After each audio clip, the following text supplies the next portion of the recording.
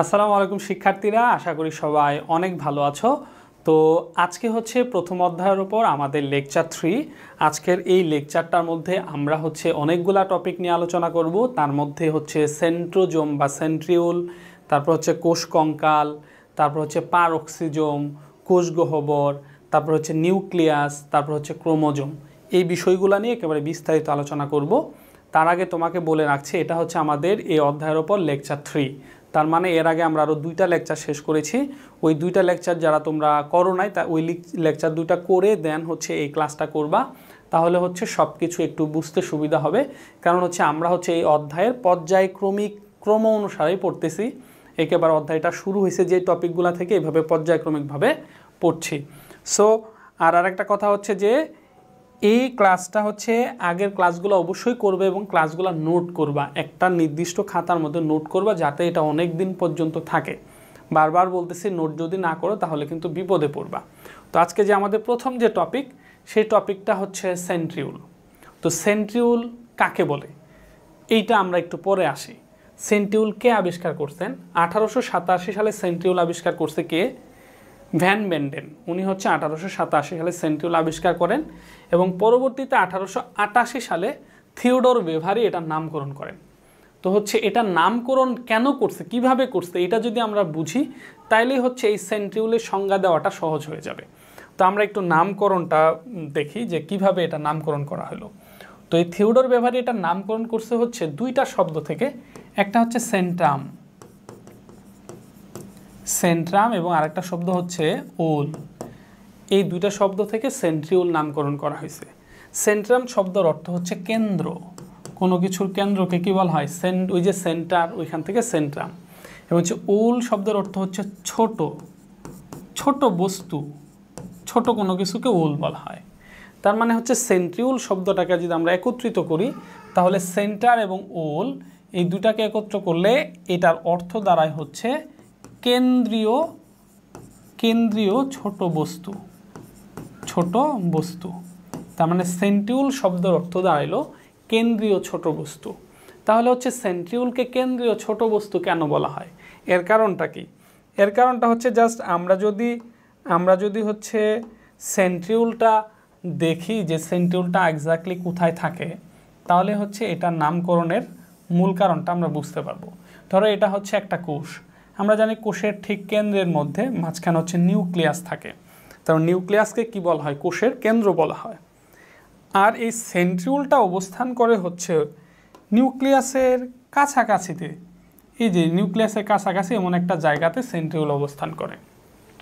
তাইলে যেহেতু কোষের মধ্যে নিউক্লিয়াস কেন্দ্রে থাকে, সেন্ট্রিউলও ওই নিউক্লিয়াসের আশেপাশেই থাকে। তার মানে সেন্ট্রিউলও ওই কেন্দ্রের মধ্যেই থাকে। আর নিউক্লিয়াস আকারে অনেক বড়, আর সেই তুলনায় সেন্ট্রিউল অনেক ছোট। এই জন্য এটাকে, যেহেতু কোষের একটা বড় কোষ চিন্তা করলে ওটা কেন্দ্রের দিকেই থাকে এবং এটা আকৃতিতে অনেক ছোট, এই জন্য এটাকে কেন্দ্রীয় ছোট বস্তু বলা হয়। এক্স্যাক্টলি কেন্দ্র নিউক্লিয়াস, নিউক্লিয়াসের কাছেই থাকে, অতএব এটাও কোষের কেন্দ্রর মতোই, মানে নিউক্লিয়াসের আশেপাশে থাকে। যেহেতু আকৃতিতে ছোট, এই জন্য এটাকে কেন্দ্রীয় ছোট বস্তু বলা হয়। এটা বেস করে এটার নাম হয়েছে সেন্ট্রিউল। 2টা শব্দ থেকে আসছে, সেন্ট্রাম এবং ওল। তো নামকরণ কে করছে? থিওডর বেভারি। কে আবিষ্কার করছে? Van Benden. কত সালে? 1887 সালে। তো এই যে তথ্যগুলা দেখো, এটা তো আমি লিখছি, একবার বলছি, আবার বলছি, তৃতীয়বার কেন বললাম? কারণ আমি ক্লাসগুলো এইভাবেই নেই। আমি একটা কথা বারবার বলি, একটা সংজ্ঞা বারবার বলি। এতে করে তুমি যখন এই কথাটা বারবার শুনবা, এতে করে কি তোমার শেখা হয়ে যাবে।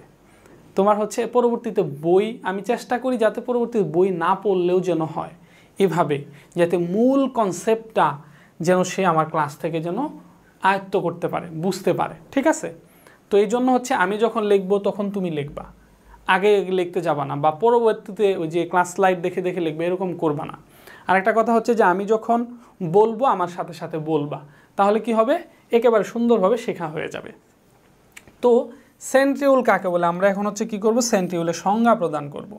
আমরা এখন কি করব? সেন্ট্রিউলের সংজ্ঞা প্রদান করব।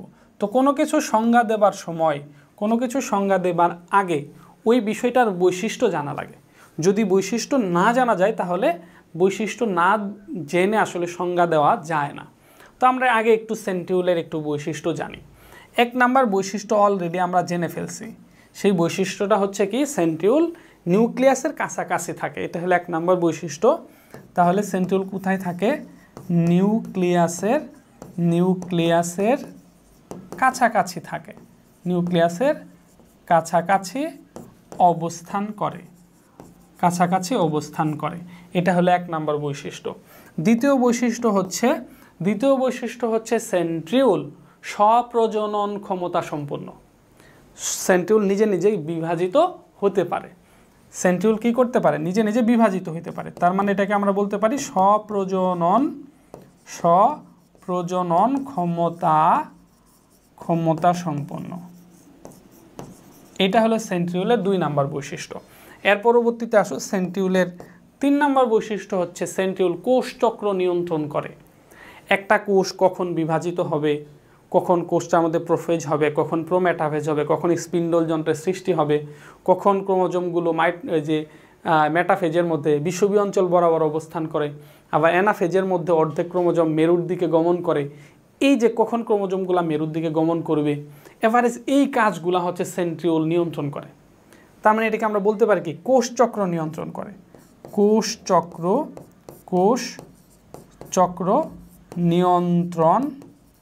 নিয়ন্ত্রণ করে।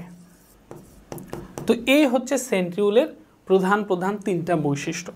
1 নাম্বার বৈশিষ্ট্য সেন্ট্রিওল কোষের নিউক্লিয়াসের আশেপাশে থাকে। 2 নাম্বার বৈশিষ্ট্য হচ্ছে স্বপ্রজনন ক্ষমতা সম্পূর্ণ। 3 নাম্বার বৈশিষ্ট্য হচ্ছে কোষচক্র নিয়ন্ত্রণ করে। তাহলে হচ্ছে আমরা সেন্ট্রিওলের এমন একটা সংজ্ঞা দিব যে সংজ্ঞার মধ্যে এই কথাগুলো আসবে। তাহলে এই যে সেন্ট্রিওল অবশ্যই কি সাইটোপ্লাজমের মধ্যে অবস্থিত, মানে সাইটোপ্লাজমীয় একটা অঙ্গাণু। তাহলে আমরা সেন্ট্রিওলের সংজ্ঞাটা লিখতে পারি যে সাইটোপ্লাজমের মধ্যে নিউক্লিয়াসের কাছাকাছি অবস্থিত স্বপ্রজনন ক্ষমতা সম্পূর্ণ কোষচক্র নিয়ন্ত্রণকারী অঙ্গাণুকে সেন্ট্রিওল বলে। সেন্ট্রিওল কাকে বলে এমন একটা সংজ্ঞা দিব যেই সংজ্ঞার মধ্যে সেন্ট্রিওল সম্বন্ধে পুরা কনসেপ্ট ক্লিয়ার হয়ে যাবে। একটু মাথায় রাখো, সংজ্ঞাটা লাস্টবারের মতো আবার বলি। নোট যখন করবা সেই নোটের মধ্যে অবশ্যই সংজ্ঞাটা লিখবা। সাইটোপ্লাজমের মধ্যে নিউক্লিয়াসের কাছাকাছি অবস্থিত স্বপ্রজনন ক্ষমতা সম্পন্ন কোষচক্র নিয়ন্ত্রণকারী অঙ্গাণুকে সেন্ট্রিওল বলা হয়। এই হচ্ছে মোটামুটি সেন্ট্রিওল সংক্রান্ত একটা বেসিক কনসেপ্ট, যে সেন্ট্রিওল নিউক্লিয়াসের কাছে থাকবে, স্বপ্রজননে অংশগ্রহণ করবে আর কোষচক্র নিয়ন্ত্রণ করবে। এখন আমরা দেখব সেন্ট্রিওল কার ভিতরে আছে, কোন কোন প্রাণীদের মধ্যে আছে বা কোন উদ্ভিদের মধ্যে আছে আর কার ভিতরে নাই। আচ্ছা, সেন্ট্রিওল কার ভিতরে থাকে? সেন্ট্রিওল থাকে হচ্ছে যত প্রাণী কোষ আছে, প্রাণীর যে কোষ আছে প্রাণী কোষের মধ্যে সেন্ট্রিওল থাকে। এরপরে হচ্ছে শৈবালের যে কোষ আছে, শৈবাল, তারপর হচ্ছে ছত্রাক, তারপরে হচ্ছে উদ্ভিদের ক্ষেত্রে যেমন হচ্ছে ফার্নবর্গের উদ্ভিদ, তারপরে হচ্ছে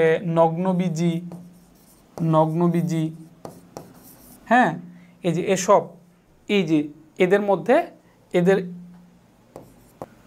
সেন্ট্রিওল থাকে। আর কার ভিতরে থাকে না? কার ভিতরে থাকে না? প্রধানত যে উদ্ভিদের মধ্যে আবৃতবীজী উদ্ভিদ, যেটা আবৃতবীজী উদ্ভিদে থাকে না। তাহলে কার ভিতরে থাকে না? কার ভিতরে থাকে না? আবৃতবীজী উদ্ভিদে, আবৃতবীজী উদ্ভিদে থাকে না। তারপর হচ্ছে ব্যাকটেরিয়ার মধ্যে থাকে না। তারপরে হচ্ছে এই যে ছত্রাকের মধ্যে থাকে, বাট হচ্ছে ইস্টের মধ্যে থাকে না। এই যে এগুলার ভিতরে থাকে না। তাহলে দেখো সেন্ট্রিওল কার কোষের মধ্যে আছে? সকল প্রাণীর কোষের মধ্যে শৈবাল, ছত্রাক, ফার্নবর্গের উদ্ভিদ, নগ্নবীজী উদ্ভিদ, এগুলোর মধ্যে সেন্ট্রিওল থাকে। আর সেন্ট্রিওল থাকে না কার মধ্যে? আবৃতবীজী ব্যাকটেরিয়া, ইস্ট, এগুলোর মধ্যে সেন্ট্রিওল থাকে না। তাহলে সেন্ট্রিওল রিলেটেড আমরা হচ্ছে মোটামুটি একটা কনসেপ্ট আমাদের ক্লিয়ার হয়ে গেছে। কে আবিষ্কার করছে, কে নামকরণ করছে, কিসের ওপর ভিত্তিতে নামকরণ হয়েছে, সেন্ট্রিউল কোথায় অবস্থান করে, সে স্বপ্রজননে অংশগ্রহণ করতে পারে, তারপরে হচ্ছে কোষচক্র নিয়ন্ত্রণ করে, কার ভিতরে থাকে কার ভিতরে থাকে না, তথ্যগুলা কিন্তু জানা হলো। আচ্ছা, এখন হচ্ছে আমরা পরবর্তীতে সেন্ট্রিউলের গঠন করব। এটার জন্য চিত্রটা আমি আগে থেকে একটু আর্ট করে রাখছি, এটা তোমাদের সুবিধার জন্য আমি এটা আগে থেকেই আর্ট করে রাখছি। তো দেখো সেন্ট্রিউল হচ্ছে এই যে এটা হলো সেন্ট্রিউল, এটা হচ্ছে কি সেন্ট্রিউল, এটা একটা সেন্ট্রিউল, এটা একটা সেন্ট্রিউল।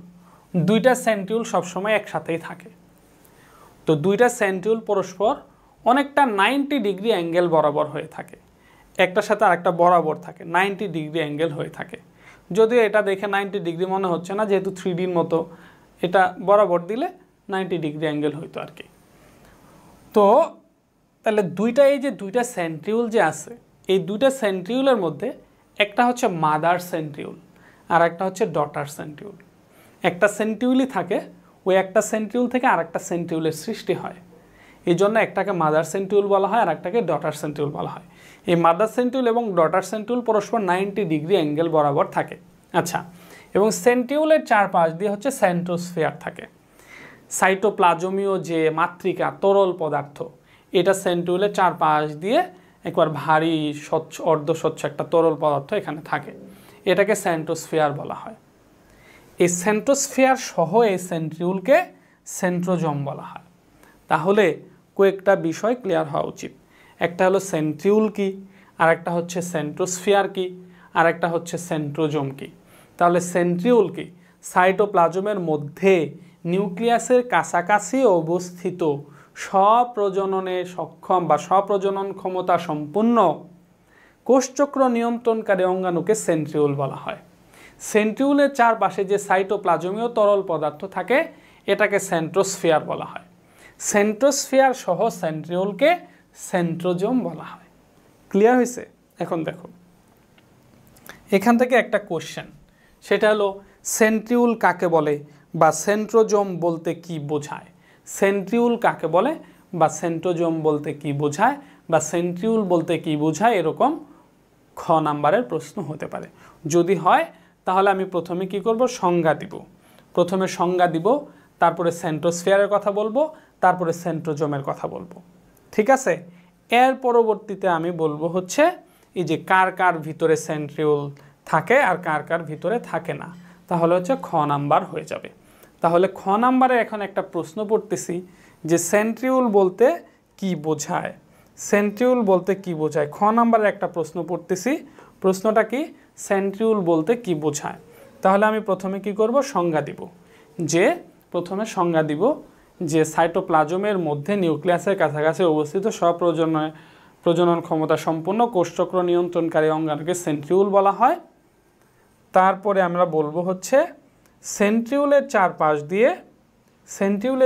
দিয়ে যে সাইটোপ্লাজমীয় যে মাতৃকা থাকে বা তরল পদার্থ থাকে তাকে সেন্ট্রোস্ফিয়ার বলা হয়। সেন্ট্রোস্ফিয়ার সহ সেন্ট্রিউলকে সেন্ট্রোজোম বলা হয়। এর পরবর্তীতে আমি বলবো হচ্ছে সাধারণত সকল প্রাণী কোষের ক্ষেত্রে শৈবাল, ছত্রাক, ফার্নবর্গ উদ্ভিদ এবং নগ্নবীজী উদ্ভিদের কোষের মধ্যে সেন্ট্রিউল লক্ষ্য করা যায়। তবে আবৃতবীজী উদ্ভিদে ব্যাকটেরিয়া, ইস্ট এসব কোষের মধ্যে সেন্ট্রিউল থাকে না। এভাবে দিলে আমি 2-2 পাবো ইনশাআল্লাহ, মার্ক কাটার কোনো সুযোগ নাই। আচ্ছা, এখন আসো সেন্ট্রিউলের গঠন। এই যে সেন্ট্রিউলের গঠন বর্ণনা করো, এটা এখন যদি একটা গ নাম্বারের যদি একটা কোশ্চেন দেয়, কয় নাম্বারের কোশ্চেন? একটা গ নাম্বারের কোশ্চেন যদি দেয় যে সেন্ট্রিউলের গঠন বর্ণনা করো, সেই ক্ষেত্রে তোমাকে এই সহজ করে এই চিত্রটা আঁকতে হবে। এই চিত্রটা আঁকবা এবং সেন্ট্রিউলের প্রস্থচ্ছেদের একটা চিত্র আঁকছি, এই চিত্রটাও তুমি আঁকবা। তো এই চিত্রটা আমি কিভাবে আঁকছি, জাস্ট আমি একটু আগে থেকে আঁকছি যাতে একটু সময় বাঁচানো যায়। ঠিক আছে? কারণ হচ্ছে এটার বর্ণনা দিতে গেলে বেশি সময় লেগে যাবে। জাস্ট এটা দেখে আশা করি যে সিম্পল একটা জিনিস তোমরা আঁকতে পারবা। জাস্ট আমি আঁকানোটা যদি একটু দেখাই তাহলে হচ্ছে জাস্ট এই যেমন একটা গোল দিবা, গোল দেওয়ার পর এটাকে 3টা অংশে ভাগ করে দিবা। 3টা অংশ, প্রত্যেকটার মধ্যে আবার 2টা করে অংশ হবে। তার মানে হচ্ছে টোটাল হচ্ছে আমরা 9টা দাগ দিলাম। 9টা দাগ দিয়ে পরবর্তীতে যে প্রত্যেকটা দাগের মাথায় হচ্ছে 3টা করে ফোঁটা দিয়ে দিলা, 3টা করে ফোঁটা দিয়ে মাঝখানে একটু ডট ডট দিয়ে দিলা। জাস্ট এটা আমি তোমাকে আঁকানো শেখাইলাম, যেভাবে আঁকাবা প্রস্তুতছেদটা। জাস্ট এখন আমি এটা তোমাকে বুঝাচ্ছি। দেখো, সেন্ট্রিওল মূলত একটা ফাঁপা অংশ। সেন্ট্রিওল, এই যে সেন্ট্রিওলটা, এটা ফাঁপা অংশ এবং এটা হচ্ছে নলাকার সিলিন্ডার আছে না, পাইপের মতো নলাকার। তাহলে এই সেন্ট্রিওল মূলত কি ফাঁপা এবং নলাকার। সেন্ট্রিওল মূলত ফাঁপা এবং নলাকার। তো এই সেন্ট্রিওল ফাঁপা যে হয়েছে, তো ফাঁপা হলে তার মানে অবশ্যই তার একটা আবরণ আছে, নইলে ফাঁপা কেমনে হবে, ঠিক না বিষয়টা? আচ্ছা, তো এই সেন্ট্রিওলটা কেমন? এটা মূলত এই ফাঁপা যে অংশগুলা, এগুলা হচ্ছে মাইক্রোটিবিউলস দ্বারা তৈরি। তো মাইক্রোটিবিউলস কি? ওই যে কোষের মধ্যে যে কোষ কঙ্কাল থাকে, আমরা 9-10-এ পড়ছি না কোষ কঙ্কাল, একটু এর পরের টপিকে আমাদের ওই যে কোষ কঙ্কাল পড়বো আমরা। তো কোষের ভিতরে 3 ধরনের তন্তু থাকে, ফাইবার থাকে। একটা হচ্ছে মাইক্রোটিবিউলস, আর একটা মাইক্রোফিলামেন্ট, আর একটা হচ্ছে ইন্টারমিডিয়েট ফিলামেন্ট। তো এই যে ফিলামেন্টগুলো, এগুলো মূলত প্রোটিনের তৈরি। তো এরকম মাইক্রোটিবিউলস হচ্ছে কি ফিলামেন্ট। এরকম এই অসংখ্য এরকম অনেকগুলা মাইক্রোফিলামেন্ট একত্রিত হয়ে, অনেকগুলা সুতা একত্রিত হয়ে একটা ফাঁপা অঙ্গের সৃষ্টি করে। এটাই হচ্ছে কি সেন্ট্রিওল। তো সেন্ট্রিওলের আমরা একটা চিত্র দেখি, তাইলে বিষয়টা বুঝে আসবে। জাস্ট এই সেন্ট্রিওলটা দেখতে কেমন, এটার জাস্ট আমরা কি করব, একটা চিত্র দেখব। দেখো, এই যে এটা হচ্ছে সেন্ট্রিওলের চিত্র। তো এই যে জাস্ট ওই সেন্ট্রিওল যেটা দেখলাম, এই যে বললাম ফাঁপা অংশ, এই যে চারপাশ দিয়ে এই যে গোলাকার আবরণ, এগুলা হচ্ছে মাইক্রোটিবিউল। এগুলা হচ্ছে কি মাইক্রোটিবিউল। এই যে সুতা, তন্তু, কোষের ভিতরে যে তন্তু আছে, এই যে তন্তু, এই তন্তুগুলা দ্বারা চারপাশ দিয়ে আবরণ হয়েছে, ভিতরে হলো ফাঁপা, এটাই হচ্ছে সেন্ট্রিওল। তো এখানে যে তন্তুগুলা তৈরি হয়েছে, এই যে একটা তন্তু, 3টা তন্তু একত্রিত হয়ে একটা ত্রয়ী গঠন করছে বা ট্রিপলেট গঠন করছে। এই যে 3টা তন্তু, মাইক্রোটিবিউলসের 3টা তন্তু একত্রিত হয়ে একটা ত্রয়ী গঠন করছে বা ট্রিপলেট গঠন করছে। এরকম একটা সেন্ট্রিওলের মধ্যে 9টা ট্রিপলেট থাকে। কয়টা? 9টা। 1, 2, 3, 4, 5, 6, 7, 8, 9, টোটাল 9টা ট্রিপলেট নিয়ে একটা সেন্ট্রিওল হয় এবং এই সেন্ট্রিওলটার ভিতরে হলো ফাঁপা। ঠিক আছে, এখন কথা হলো যে এটা ফাঁপা কেমনে থাকবে? এগুলা কি ভিতরের দিকে চলে আসবে না? যেমন ধরো সাইকেলের যে রিং থাকে, রিংটা তো ফাঁপা, এক্স্যাক্টলি বলা যায় সাইকেলটা তো রিংটা ফাঁপা, পুরো না। কিন্তু এই রিংটাকে শক্তভাবে আটকানোর জন্য স্পোক থাকে, ভিতরে একটা মূল বিয়ারিং থাকে, ওইটার সাথে হলো স্পোক দিয়ে রিং টানা দেওয়া থাকে, যাতে রিংটা যেন বেঁকে না যায়। এই জন্য সেমভাবে এই সেন্ট্রিওলের ভিতরে একটা কেন্দ্রীয় অক্ষ থাকে, এবং এই অক্ষের সাথে অনেকগুলা এই যে স্পোক টাইপের থাকে, এগুলাকে লিঙ্কার বলা হয়। তো অনেকগুলা লিঙ্কার থাকে। এই লিঙ্কারগুলা কি করে? এই লিঙ্কারগুলো হচ্ছে এই ট্রিপলেটগুলোকে যুক্ত রাখে। এই ট্রিপলেটের সাথে এই ট্রিপলেটের সাথে এই ট্রিপলেটগুলো একসাথে যুক্ত হয়ে থাকে হচ্ছে লিঙ্কার্সের মাধ্যমে, এবং ভিতরের দিকে যেন চুপসে না যায়, এই জন্য এই যে কেন্দ্রীয় অক্ষ বরাবর এই লিঙ্কার্সগুলো এইভাবে অবস্থান করে। ভিতরটা কিন্তু ফাঁপা, চারপাশ দিয়ে এই যে ট্রিপলেটগুলো অবস্থান করতেছে, মাইক্রোটিবিউলসের ট্রিপলেটগুলো। ঠিক আছে, এটাই হচ্ছে মূলত হচ্ছে সেন্ট্রিওল, একটা সেন্ট্রিওল। এখানে দেখো, এই যে মাইক্রোটিবিউলসের যে নালিকাগুলা, এই যে একটা নালী, এগুলাকে বলা হচ্ছে উপনালিকা। কি নালিকা বলা হয়? উপনালিকা। এরকম এই একটা উপনালী, 2টা উপনালী, 3টা উপনালী, 3টা উপনালী একত্রিত হয়ে একটা অনুনালী তৈরি করে। এটা অনুবীক্ষণ যন্ত্র যখন দেখা যাবে, এই 3টা মিলে একটা নালীর মতো দেখা যায়। ঠিক আছে, যদিও এটা আরও বেশি করে দেখলে, আরও জুম করে দেখলে দেখা যাবে 3টা নালী। তাহলে এই যে একটা উপনালী, 2টা উপনালী, 3টা উপনালী, মাইক্রোটিবিউলসের 3টা উপনালী একত্রিত হয়ে একটা অনুনালী গঠন করে। এই অনুনালীটাকেই বলা হয় হচ্ছে ট্রিপলেট বা ত্রয়ী। এরকম কয়টা ত্রয়ী নিয়ে এই সেন্ট্রিওল তৈরি হয়? এরকম হচ্ছে 9টা ত্রয়ী নিয়ে 9টা অনুনালী নিয়ে হচ্ছে একটা সেন্ট্রিউল তৈরি হয়। এবং সেন্ট্রিউলটা কেন ফাঁপা হয়? ফাঁপা হয় এই কারণে, কারণ মাঝখানে একটা কেন্দ্রীয় অক্ষ থাকে, কেন্দ্রীয় অক্ষর সাথে লিঙ্কার্সের মাধ্যমে এই অনুনালীগুলা বা ট্রিপলেটগুলা যুক্ত থাকে, যার কারণে সেন্ট্রিউলটা কি হয়? ফাঁপা হয়। এটা হচ্ছে সেন্ট্রিউলের মূল একটা গঠন। আশা করি এটা বুঝতে পারছো।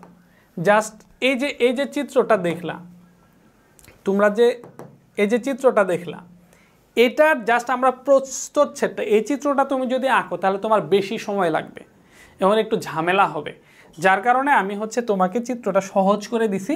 জাস্ট শুধু এটার প্রস্থচ্ছেদের চিত্রটা আমি তোমাকে এখানে আর্ট করে দিছি। এটা জাস্ট প্রস্থচ্ছেদের চিত্র, ঠিক আছে? তো এটা ইন্ডিকেটটা দেখি। এই যে ভিতরে এটা যেটা হলো কেন্দ্রীয় অক্ষ, এই যেগুলা হচ্ছে লিঙ্কার্স বা যোজক, যেটার মাধ্যমে এই ট্রিপলেটগুলো যুক্ত থাকবে। এই যে 3টা অনুনালী আছে, কি বলে এই উপনালী, এই যে একটা উপনালী, এই যে একটা উপনালী, এই যে একটা উপনালী, এই 3টা উপনালী একত্রিত হয়ে একটা অনুনালী বা ট্রিপলেট বা ত্রয়ী গঠন করছে। আচ্ছা, এখন আরেকটা জিনিস দেখো, এই যে ট্রিপলেটগুলো আছে, এখানে একটা ট্রিপলেট, এখানে একটা ট্রিপলেট, এখানে একটা ট্রিপলেট, এখানে একটা ট্রিপলেট, এরকম কয়টা ট্রিপলেট আছে? টোটাল হচ্ছে 9টা ট্রিপলেট আছে। এই 9টা ট্রিপলেট কিন্তু একটা গোলাকার শেপ করছে, একটা গোলাকার শেপ করছে। জাস্ট দেখো, একটা গোলাকার শেপ করছে। তাইলে টোটাল যে যদি গোলাকার হয়, তাহলে একটা গোলাকার হলে কি 360 ডিগ্রি হয়, টোটাল 360 ডিগ্রি। তার মানে এই ট্রিপলেটটার সাথে এই ট্রিপলেটটা হচ্ছে 40 ডিগ্রি কোণ তৈরি করে। এই ট্রিপলেটটার সাথে এই ট্রিপলেটটা হচ্ছে 40 ডিগ্রি কোণ তৈরি করে। একটা ট্রিপলেটের সাথে আর একটা ট্রিপলেট 40 ডিগ্রি কোণ তৈরি করে। তার মানে এখানে টোটাল 9টা ট্রিপলেট আছে, তাহলে 4 নং 36, টোটাল হলো 360 ডিগ্রি। ঠিক আছে, একটা ট্রিপলেটের সাথে আর একটা ট্রিপলেট 40 ডিগ্রিতে অবস্থান করে। আচ্ছা, এই জন্য হলে এগুলা যখন দিবা একটু অ্যাঙ্গেল করে দিবা, যাতে ভিতরে কোণ করা যায়। এই ট্রিপলেটগুলোর ভিতরে এক ধরনের তরল প্রোটিন থাকে। ট্রিপলেটগুলোর ভিতরে এক ধরনের কি থাকে? তরল প্রোটিন থাকে। এটাকে বলা হয় পিসিএম। এই তরল প্রোটিনগুলাকে বলা হয় হচ্ছে পিসিএম। তার মানে পিসিএম এর পূর্ণরূপ কি? পিসিএম এর পূর্ণরূপ হচ্ছে পিসেন্ট্রিয়াল ম্যাটেরিয়াল। তার মানে এই ট্রিপলেটগুলোর মাঝে মাঝে যে তরল প্রোটিন থাকে, এটাকে বলা হয় হচ্ছে পিসেন্ট্রিয়াল ম্যাটেরিয়াল বা হচ্ছে পিসিএম। ওকে, তো এই হচ্ছে মোটামুটি সেন্ট্রিউলের প্রস্তুচ্ছেদ, সেন্ট্রিউলের গঠন। তাহলে সেন্ট্রিউল সংক্রান্ত আমরা কি মানে গঠন সংক্রান্ত আমরা কি তথ্য জানতে পারলাম? যে সাধারণত 2টা সেন্ট্রিউল একসাথে থাকে। একটা হলো মাদার সেন্ট্রিউল, সে একটা সেন্ট্রিউল প্রধানত আসে, পরে আর একটা সেন্ট্রিউল তৈরি করে, 2টা সেন্ট্রিউল একসাথে একটা কোষের মধ্যে থাকে। তো এই 2টা সেন্ট্রিউল, মাদার সেন্ট্রিউল এবং ডটার সেন্ট্রিউল, পরস্পর 90 ডিগ্রি অ্যাঙ্গেল বরাবর অবস্থান করে। এবং হচ্ছে একটা সেন্ট্রিউলের ভিতরে হচ্ছে যে এই সেন্ট্রিউলগুলো মূলত হচ্ছে মাইক্রোটিবিউলস যে ফিলামেন্ট আছে, এই ফিলামেন্টগুলো দ্বারা তৈরি। এবং হচ্ছে মাইক্রোটিবিউলস ফিলামেন্টের 3টি উপনালিকা একত্রিত হয়ে একটি অনুনালী তৈরি করে, এটাকে ট্রিপলেট বা ত্রয়ী বলা হয়। এরকম একটা সেন্ট্রিউলের মধ্যে টোটাল 9টা ট্রিপলেট 40 ডিগ্রি অ্যাঙ্গেলে অবস্থান করে। এবং হচ্ছে এই ট্রিপলেটগুলো লিঙ্কার্সের মাধ্যমে যুক্ত থাকে। লিঙ্কার্সের মাধ্যমে যুক্ত থাকে, যেগুলো হচ্ছে কেন্দ্রীয় অক্ষের সাথে লিঙ্কার্সগুলো আবার যুক্ত থাকে, যার কারণে এই সেন্ট্রিউলটি ফাঁপা হয়। সেন্ট্রিউলটি কি হয়? ফাঁপা হয়। আচ্ছা, মোটামুটি এই হচ্ছে সেন্ট্রিউলের গঠন। আশা করি এটা ক্লিয়ার হয়েছে। সেন্ট্রিউলের গঠন বর্ণনা আসলে এই চিত্রটাও দিবা, এই চিত্রটাও দিবা, দিয়ে দেন বর্ণনা দিবা।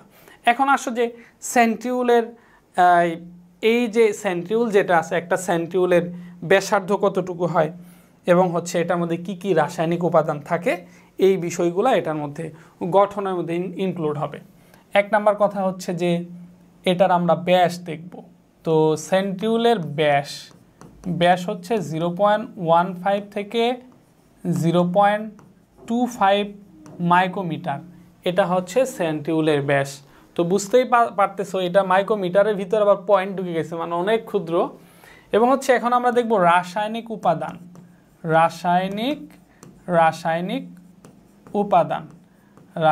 উপাদান হিসেবে সেন্ট্রিউলের মধ্যে কি কি থাকে। তো রাসায়নিক উপাদান কি কি থাকে? রাসায়নিক উপাদান হিসেবে হচ্ছে যেমন সেন্ট্রিউলের মধ্যে থাকে হচ্ছে তোমার প্রোটিন থাকে। প্রধান উপাদান হচ্ছে কি? প্রোটিন। কেন প্রোটিন কেন? কারণ হচ্ছে দেখো সেন্ট্রিওলগুলা কিন্তু মূলত মাইক্রোটিবিউলস দ্বারা তৈরি, তাই না? মাইক্রোটিবিউলস দ্বারা তৈরি হয়। তো মাইক্রোটিবিউলসগুলাই যে কোষকঙ্কালের যে ফিলামেন্টগুলো এগুলো কিন্তু প্রোটিন দ্বারা তৈরি হয়। তার মানে এভারেজ হিসাব করলে সম্পূর্ণ সেন্ট্রিওলটার বেশিরভাগ অংশই হচ্ছে কি প্রোটিন। তাহলে প্রোটিন দ্বারা তৈরি এবং হচ্ছে সামান্য পরিমাণে লিপিড থাকে, সামান্য পরিমাণে লিপিড থাকে এবং হচ্ছে কিছু এটিপি থাকে এর ভিতরে। এটিপি মানে কি শক্তি। তো এটিপি তার ভিতরে কেন থাকবে? কারণ হচ্ছে যেহেতু এটা স্বপ্রজননে অংশগ্রহণ করে নিজে নিজে বিভাজিত হইতে পারে, তো বিভাজিত হইতে গেলে তো শক্তি দরকার, তার ভিতরে কিছু এটিপি থাকে, শক্তি থাকে। এটা হচ্ছে রাসায়নিক উপাদান। তাহলে সেন্ট্রিওলের আমরা ব্যাস পাইলাম, রাসায়নিক উপাদান পাইলাম। ব্যাস কত? 0.15 থেকে 0.25 মাইক্রোমিটার। রাসায়নিক উপাদান কি কি? রাসায়নিক উপাদান হিসেবে প্রোটিন, লিপিড এবং হচ্ছে এটিপি থাকে। আচ্ছা, এটাও জানলাম। এখন আমরা দেখব হচ্ছে সেন্ট্রিওল কি কি কাজ করে, সেন্ট্রিওলের কাজ কি। আমরা এখন দেখব হচ্ছে কাজ। তো সেন্ট্রিওলের কিন্তু গুরুত্বপূর্ণ কাজ আছে। সেন্ট্রিওল একটু ওই সংজ্ঞার মধ্যেই ক্লিয়ার, আমরা মোটামুটি কাজ জানতে পারছি যে সেন্ট্রিওল হচ্ছে কোষচক্র নিয়ন্ত্রণ করে। এটা হলো এক নাম্বার কাজ। কোষ বিভাজনে সাহায্য করে। এটা আস্তে আস্তে বড় করা যাবে, সমস্যা নাই। জাস্ট আমরা শর্ট লিখি যে কোষচক্র নিয়ন্ত্রণ করে। কোষচক্র নিয়ন্ত্রণ করে, এটা হলো 1 নাম্বার কাজ। 2 নাম্বার কাজ কি? 2 নাম্বার কাজ হচ্ছে যে সেন্ট্রিওল হচ্ছে ফ্লাজেলা তৈরিতে সাহায্য করে। ফ্লাজেলা আবার হচ্ছে ওই কি বলে এটাকে বলা হয় হচ্ছে সিলিয়া ও ফ্লাজেলা তৈরিতে সাহায্য করে। সিলিয়া ও ফ্লাজেলা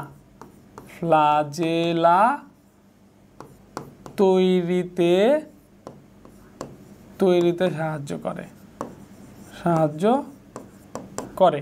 এরপর হচ্ছে আরেকটা কাজ আছে, শুক্রাণুর লেজ তৈরিতে সাহায্য করে। আমরা জানি যে শুক্রাণু হচ্ছে কেমন, এই যে শুক্রাণু হচ্ছে এরকম, তাই না? তো এই যে এই অংশটা হলো শুক্রাণুর লেজ। তো শুক্রাণুর লেজ তৈরিতে সাহায্য করে। শুক্রাণুর লেজ তৈরিতে সাহায্য করে। তো এই হচ্ছে সেন্ট্রিওলের কাজ। তাহলে সেন্ট্রিওল কোষচক্র নিয়ন্ত্রণ করে, সেন্ট্রিওল হচ্ছে সিলিয়া ও ফ্লাজেলা তৈরিতে সাহায্য করে, শুক্রাণুর লেজ তৈরিতে সাহায্য করে। এই সিলিয়া ও ফ্লাজেলাটা কি? আমাদের দেহের মধ্যে যে লোম আছে না, এরকম কোষের দেহের মধ্যেও লোম আছে। যেগুলা ছোট লোম এগুলাকে সিলিয়া বলা হয়, আর লোম যেগুলা বড় এগুলাকে ফ্লাজেলা বলা হয়। সিম্পল জিনিস। এই হচ্ছে মোটামুটি কাজ। এখন দেখো সেন্ট্রিওল সংক্রান্ত ক নাম্বার সংজ্ঞা আসলে পারবো, খ নাম্বারে যদি কিভাবে লিখতে হয় সেটাও আমরা বলছি, সংজ্ঞা দিব। সেন্ট্রোস্ফিয়ার, সেন্ট্রোজোম বলবো, তারপরে কার ভিতরে থাকে কার ভিতরে থাকে না এটা বললে খ নাম্বারের জন্য হয়ে যাবে। আচ্ছা, এবার ধরো একটা গ নাম্বার কোশ্চেন আসছে যে সেন্ট্রিওলের গঠন বর্ণনা করো। তো সেন্ট্রিওলের গঠন বর্ণনা করে এরকম একটা কোশ্চেন যদি আসে তখন আমরা কি করব? তখন হচ্ছে আমরা সেন্ট্রিওলের সুন্দর করে সংজ্ঞাটা দিব। সংজ্ঞা দেওয়ার পরে নিচে সেন্ট্রিওলের গঠন বর্ণনা করা হলো, তারপরে এই চিত্রটা আঁকবো, পাশাপাশি এই চিত্রটা আঁকবো। চিত্র আঁকার পরে মানে একটা চিত্র এই পাশে আর একটা চিত্র ওই পাশে আট করে সুন্দর করে ইন্ডিকেট করব। ইন্ডিকেট করার পরে নিজের মতো করে বর্ণনা দিব যে সবসময় দুটি সেন্ট্রিওল একত্রে অবস্থান করে, একটি মাদার সেন্ট্রিওল আর একটা হচ্ছে ডটার সেন্ট্রিওল। এই দুটি সেন্ট্রিওল পরস্পর 90 ডিগ্রি অ্যাঙ্গেল বরাবর হয়ে অবস্থান করে। সেন্ট্রিওলের চারপাশ দিয়ে সাইটোপ্লাজমীয় যে তরল পদার্থের আবরণ লক্ষ্য করা যায়, এটাকে সেন্ট্রোস্ফিয়ার বলা হয়। সেন্ট্রোস্ফিয়ার সহ সেন্ট্রিওলকে সেন্ট্রোজোম বলা হয়। তার পরবর্তীতে এই কথাগুলো আসবে। সেন্ট্রিওল মূলত মাইক্রোটিবিউলসের অনুনালিকা দ্বারা তৈরি হয়। তো প্রতিটি অনুনালিকার মধ্যে 3টি করে মাইক্রোটিবিউলসের উপনালিকা থাকে। 3টি উপনালিকা একত্রিত হয়ে একটি অনুনালিকা তৈরি করে এবং এই অনুনালিকাগুলোকে ট্রিপ্লেট বা ত্রয়ী বলা হয়। এরকম 9টি ত্রয়ী একত্রিত হয়ে একটি সেন্ট্রিওল গঠিত হয়। প্রতিটি ট্রিপ্লেট হচ্ছে ওই কি বলে এই যে লিঙ্কার্সের মাধ্যমে যুক্ত থাকে এবং লিঙ্কার্সগুলো হচ্ছে কেন্দ্র অক্ষের সাথে যুক্ত থাকে, যার কারণে সেন্ট্রিউলটি ফাঁপা হয়। ঠিক আছে, এরপর হচ্ছে সেন্ট্রিউলের ব্যাস হচ্ছে 0.15 থেকে 0.25 মাইক্রোমিটার এবং হচ্ছে রাসায়নিক উপাদান হিসেবে প্রোটিন, লিপিড। রাসায়নিক উপাদান হিসেবে বেশিরভাগ প্রোটিন থাকে, সামান্য পরিমাণে লিপিড ও এটিপি থাকে। হয়ে গেল। এরপর আমরা কাজ বলে ফিনিশিং করব। কাজ বলে ফিনিশিং করব যে সেন্ট্রিউল কোষচক্র নিয়ন্ত্রণ করে, সিলিয়া ও ফ্লাজেলা তৈরিতে সাহায্য করে এবং শুক্রাণুর লেজ তৈরিতে সাহায্য করে। ব্যাস হয়ে গেল। তাহলে প্রথমে সংজ্ঞা, তারপরে চিত্র আঁকবো, তারপর চিত্র রিলেটেড এই কথাগুলো বলবো যে সেন্ট্রিউলের ভিতরে কি আছে। চারপাশ দিয়ে সেন্ট্রোস্ফিয়ার আছে, সেন্ট্রোস্ফিয়ার মিলে এটা হলো সেন্ট্রোজোম। তারপরে হচ্ছে এটা হচ্ছে মাইক্রোটিবিউল দ্বারা তৈরি হয়। তারপরে এগুলা হচ্ছে 3টা মাইক্রোটিবিউলের উপনালিকা একত্রিত হয়ে একটা অনুনালী তৈরি করে, এটাকে ট্রিপলেট বা ত্রয়ী বলা হয়। এরকম 9টা ট্রিপলেট বা ত্রয়ী অবস্থান করে, পরস্পর 40 ডিগ্রি অ্যাঙ্গেলে থাকে এবং এই ত্রয়ীগুলা হচ্ছে লিঙ্কার্সের মাধ্যমে যুক্ত থাকে। ব্যাস এভাবে কথাগুলো বললেই হলো। এবং হচ্ছে এই ত্রয়ীগুলার ভিতরেও যে এক ধরনের প্রোটিনের আস্তরণ, প্রোটিনের তরল পদার্থ দ্বারা থাকে, এটাকে কি বলা হয়, ওই যে পিসিএম। এটাকে কি বলা হয়, এটাকে বলা হয় হচ্ছে পিসিএম বা পিসেন্ট্রিয়াল ম্যাটেরিয়াল বলা হয়। ব্যাস হয়ে গেছে। ব্যাস বললাম, রাসায়নিক উপাদান বললাম, ক্লোজ। আলহামদুলিল্লাহ, মার্ক কাটার কোনো সুযোগ নাই, হয়ে গেল। আর এমনিতেই খ নাম্বারে বা গ নাম্বারের ক্ষেত্রে, ঘ নাম্বারের ক্ষেত্রে হচ্ছে যে কাজ আসতে পারে যে সেন্ট্রিউলের কাজ কি, অথবা একটা প্রশ্ন দিতে পারে যে কোষ বিভাজনে সেন্ট্রিউলের ভূমিকা লেখো। একটা ঘ নাম্বারের প্রশ্ন হতে পারে। কি নাম্বারের প্রশ্ন? ঘ নাম্বারের প্রশ্ন। আচ্ছা, কোশ্চেনটা আমি এখানে লিখে দিই। একটা ঘ নাম্বারের প্রশ্ন হতে পারে, সেটা হচ্ছে কি, কোষ বিভাজনে, কোষ বিভাজনে সেন্ট্রিউলের ভূমিকা, সেন্ট্রিউলের ভূমিকা, এরকম একটা প্রশ্ন ঘ নাম্বারে দিতে পারে। এই ঘ নাম্বারে কোশ্চেনটাই ইম্পর্টেন্ট। তাইলে হচ্ছে যে কোষ বিভাজনে সেন্ট্রিউলের ভূমিকাটা কি, জাস্ট এই যে আমরা বলছি যে কোষচক্র নিয়ন্ত্রণ করে, তাহলে শুধু কোষ বিভাজনে সেন্ট্রিউলের ভূমিকা অথবা সেন্ট্রিউলের কাজ এই টাইপের ঘ নাম্বার প্রশ্ন আসলে তখন এটা আমরা ব্যাখ্যা করব। কোষচক্র যে নিয়ন্ত্রণ করে তখন এটা আমরা ব্যাখ্যা করব, এটা আমরা ব্যাখ্যা করব।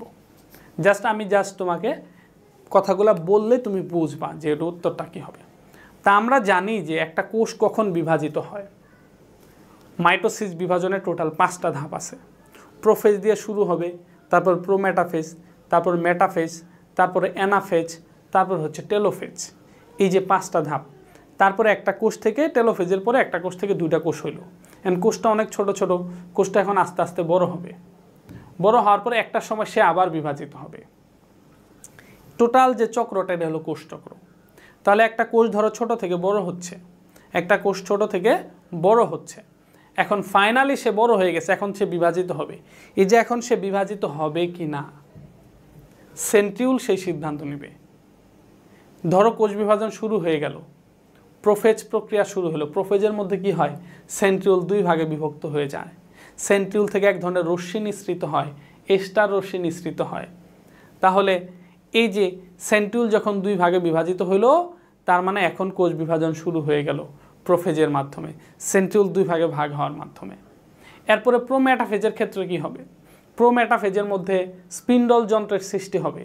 এই যে স্পিন্ডল যন্ত্রের যে সৃষ্টি হবে, সেন্ট্রিউলের এস্টার রশ্মির মাধ্যমে স্পিন্ডল যন্ত্রের সৃষ্টি হবে।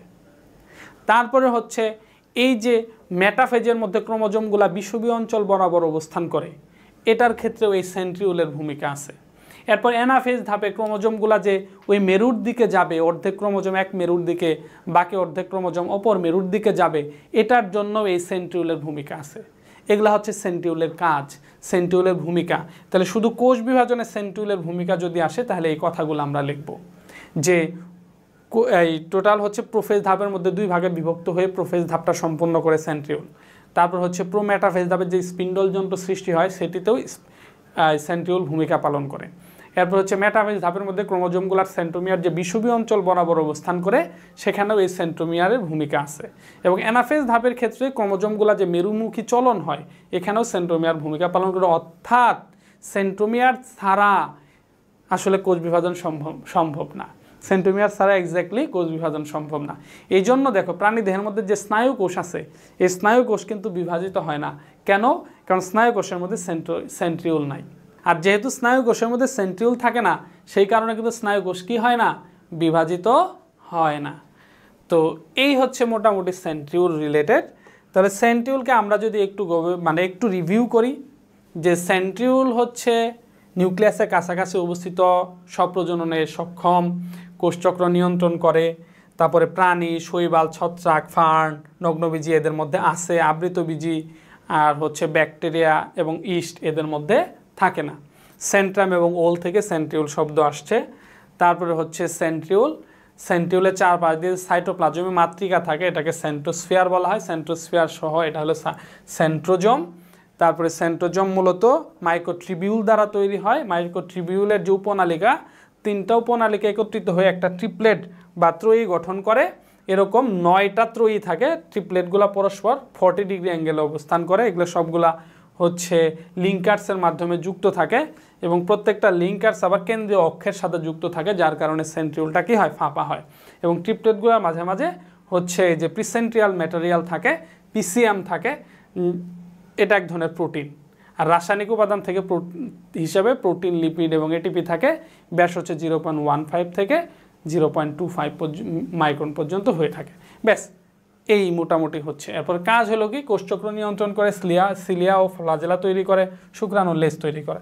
এই মোটামুটি হয়ে গেছে আলহামদুলিল্লাহ। একেবারে পিওর 100% ক্লিয়ার।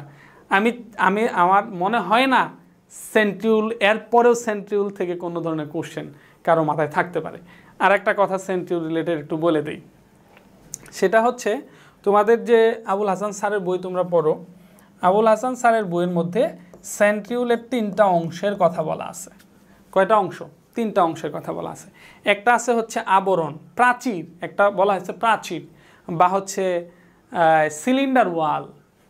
তাহলে হচ্ছে একটা হলো সিলিন্ডার ওয়াল, এটা ব্যাখ্যা একটু পরে দিচ্ছি। সিলিন্ডার ওয়াল বা হচ্ছে প্রাচীর। এই যে সেন্ট্রিওলের 3টা অংশ, একটা হলো সিলিন্ডার ওয়াল বা প্রাচীর, আর একটা হচ্ছে এই যে ট্রিপলেট বা ত্রয়ী। একটা হলো সিলিন্ডার ওয়াল, আর একটা হচ্ছে ট্রিপলেটস বা ত্রয়ী।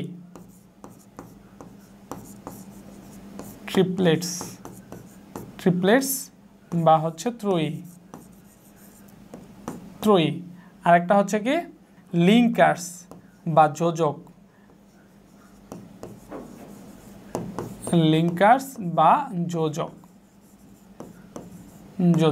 এই যে 3টা অংশ। তো এই 3টা অংশ এখন একটু বলবো যে সিলিন্ডার ওয়াল বা প্রাচীরটা কি। দেখো এইটা একটা হচ্ছে ফাঁপা অংশ, সেন্ট্রিওল হচ্ছে একটা ফাঁপা অংশ। এই যে সেন্ট্রিওল হচ্ছে একটা ফাঁপা অংশ। তাহলে ফাঁপা কেমনে হয়েছে? অবশ্যই চারপাশ দিয়ে একটা আবরণ আছে, একটা প্রাচীর আছে, নইলে তো আর ফাঁপা হয়নি। তো এই যে চারপাশ দিয়ে যে আবরণটা, এটা সিলিন্ডার ওয়াল। তো সেন্ট্রিওলটা দেখতে একটা সিলিন্ডার আকৃতির, নলের মতো, পাইপের মতো। এটার যে চারপাশ দিয়ে যে আবরণ, এটি হচ্ছে কি? সিলিন্ডার ওয়াল। তার মানে হচ্ছে এই ত্রয়ীগুলা মিলে, এই পিসিএম মিলে যে চারপাশ দিয়ে ফাঁপা যে আবরণটা তৈরি করছে, এটা একটা ওয়াল, সিলিন্ডার ওয়াল। ঠিক আছে? এবং হচ্ছে এই যে মাইক্রোটিবিউলসের যে উপনালিকা মিলে যে একটা অনুনালী তৈরি করে, 3টা উপনালিকা মিলে যে একটা অনুনালী তৈরি করে, এটাকে ট্রিপলেটস বা ত্রয়ী বলা হয়। আর এগুলা যে পরস্পরের সাথে যুক্ত থাকে, সেটাকে কি বলা হয়? লিঙ্কার্স বা যোজক বলা হয়। এটা জাস্ট আবুল হাসান স্যারের বইয়ের মধ্যে আছে, এই জন্য বুঝালাম। বাট তুমি তোমার মতো করে বর্ণনা লিখবা, আমি যেভাবে শেখাইছি 2টা চিত্র দিয়ে। ক্লিয়ার হয়েছে? ক্লিয়ার। আমরা এখন পরবর্তী টপিকের মধ্যে যাচ্ছি। পরবর্তী টপিক হচ্ছে কোষ কঙ্কাল, কোষীয় কঙ্কাল। দেখো এই টপিকটার মধ্যে অনেকগুলা জিনিস তোমাদের আছে, বিস্তারিতভাবে অনেক তথ্য আছে। বাট আমার মনে হয় যে এত কিছু কোষ কঙ্কাল এটা লেস ইম্পর্টেন্ট। এতগুলা পড়ে তোমার মাইক্রোফিলামেন্টের কাজ, ইন্টারমিডিয়েট ফিলামেন্টের কাজ, মাইক্রোটিবিউলসের কাজ পড়ে সময় নষ্ট করার কোনো দরকার নাই। জাস্ট কোষ কঙ্কাল খ নাম্বারের জন্য ভালো করে পড়বে এবং এমসিকিউ এর জন্য পড়বা। কয়েকটা তথ্য মনে রাখলে হবে, এটা জাস্ট খ নাম্বারের জন্য পড়বা। তো কোষ কঙ্কালটা কি? কোষ কঙ্কাল কী দ্বারা তৈরি এটা আমরা আগে দেখি। এক ধরনের প্রোটিন দ্বারা তৈরি। কি কি প্রোটিন? এই যে অ্যাক্টিন, এটা আমরা 9-10-এ পড়ছি। অ্যাক্টিন, তারপর হচ্ছে মায়োসিন, অ্যাক্টিন মায়োসিন, তারপর হচ্ছে টিউবিউলিন, টিউবিউলিন, হ্যাঁ, অ্যাক্টিন মায়োসিন টিউবিউলিন। এই হচ্ছে এই প্রোটিনগুলা দ্বারা, এগুলো হচ্ছে কি প্রোটিন, এগুলো হচ্ছে কি প্রোটিন। এই প্রোটিনগুলার দ্বারা হচ্ছে মূলত এই প্রোটিনগুলার দ্বারা হলো কোষ কঙ্কাল তৈরি হয়। তো কোষ কঙ্কাল কি? কোষ কঙ্কাল হচ্ছে কোষের মধ্যে অবস্থিত ফিলামেন্ট। কোষের ভিতরে ছড়িয়ে থাকা সূত্রক বা ফিলামেন্টগুলোকেই হচ্ছে কোষ কঙ্কাল বলা হয়। কোষের ভিতরে, কোষের সাইটোপ্লাজমে ছড়িয়ে ছিটিয়ে থাকা ফিলামেন্টগুলোকে কোষ কঙ্কাল বলা হয়। কোষ কঙ্কাল কাকে বলে? কোষের ভিতরে ছড়িয়ে ছিটিয়ে থাকা ফিলামেন্টগুলোকে কোষ কঙ্কাল বলা হয়। কোষ কঙ্কালগুলো কি দ্বারা তৈরি? অ্যাক্টিন মায়োসিন টিউবিউলিন নামক প্রোটিন দ্বারা তৈরি হয়। তো কোষ কঙ্কালগুলো আসলে কি কি? কোষ কঙ্কাল হচ্ছে 3 ধরনের ফিলামেন্ট। কোষ কঙ্কাল মানে হচ্ছে কোষের ভিতরে থাকা ফিলামেন্ট, আর 3 ধরনের ফিলামেন্ট হচ্ছে থাকে। তো কি কি? একটা হচ্ছে মাইক্রোফিলামেন্ট, একটা হচ্ছে মাইক্রোফিলামেন্ট, এরপরে থাকে হচ্ছে ইন্টারমিডিয়েট ফিলামেন্ট,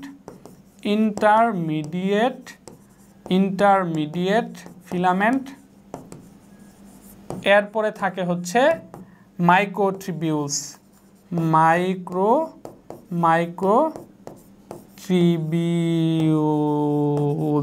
এই যে 3 ধরনের ফিলামেন্ট থাকে, কোষের ভিতরে ছড়ায়া ছিটায়া থাকে।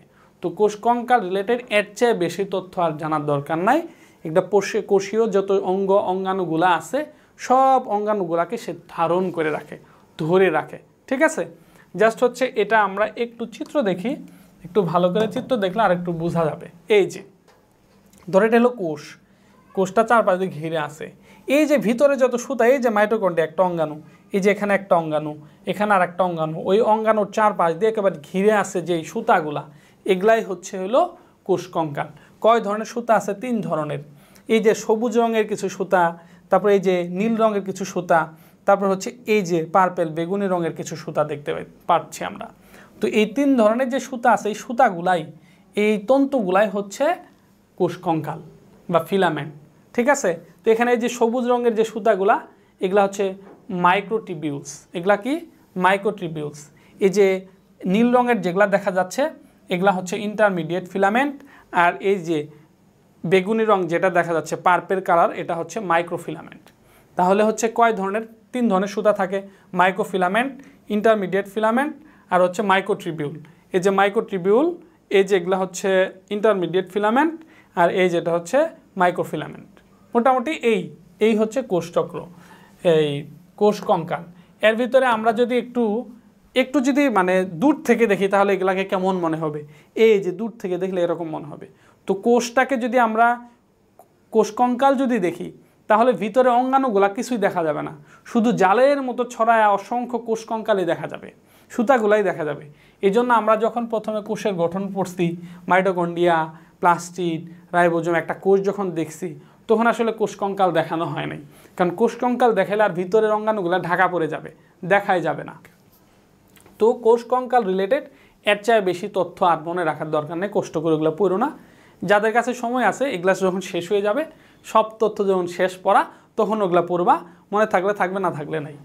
তাইলে দেখো, অ্যাক্টিন মায়োসিন টিউবিউলিন নামক প্রোটিন দ্বারা হচ্ছে কোষ কঙ্কাল তৈরি হয়।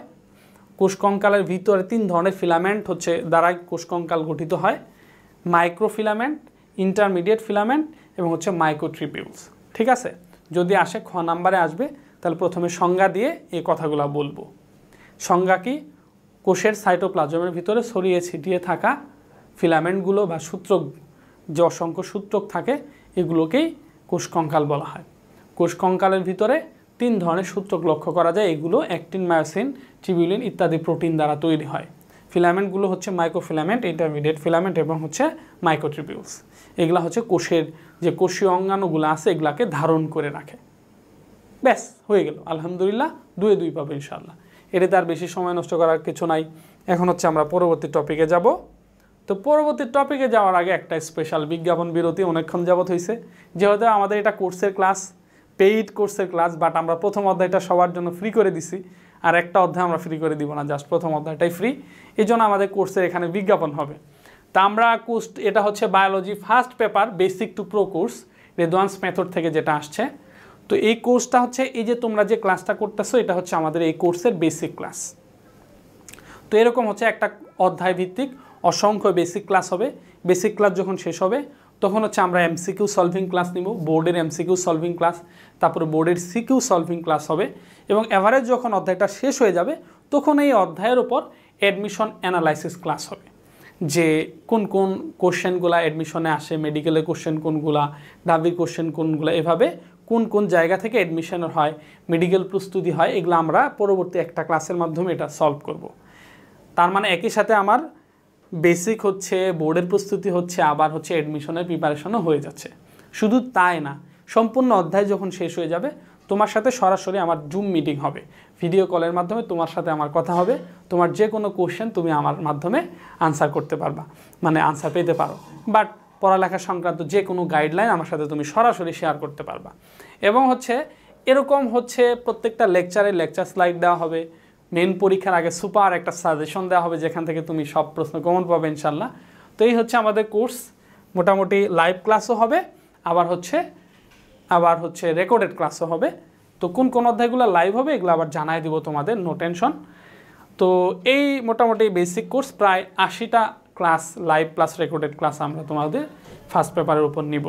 তো এই কোর্সে সরাসরি redwansmethod.com লিখে গুগলে সার্চ দিয়ে redwansmethod.com লিখে যে ওয়েবসাইট পাবা, সেখানে গিয়ে ইন্টারমিডিয়েটের কোর্সের মধ্যে এখানে গিয়ে তুমি সরাসরি কোর্সটা কিনতে পারো।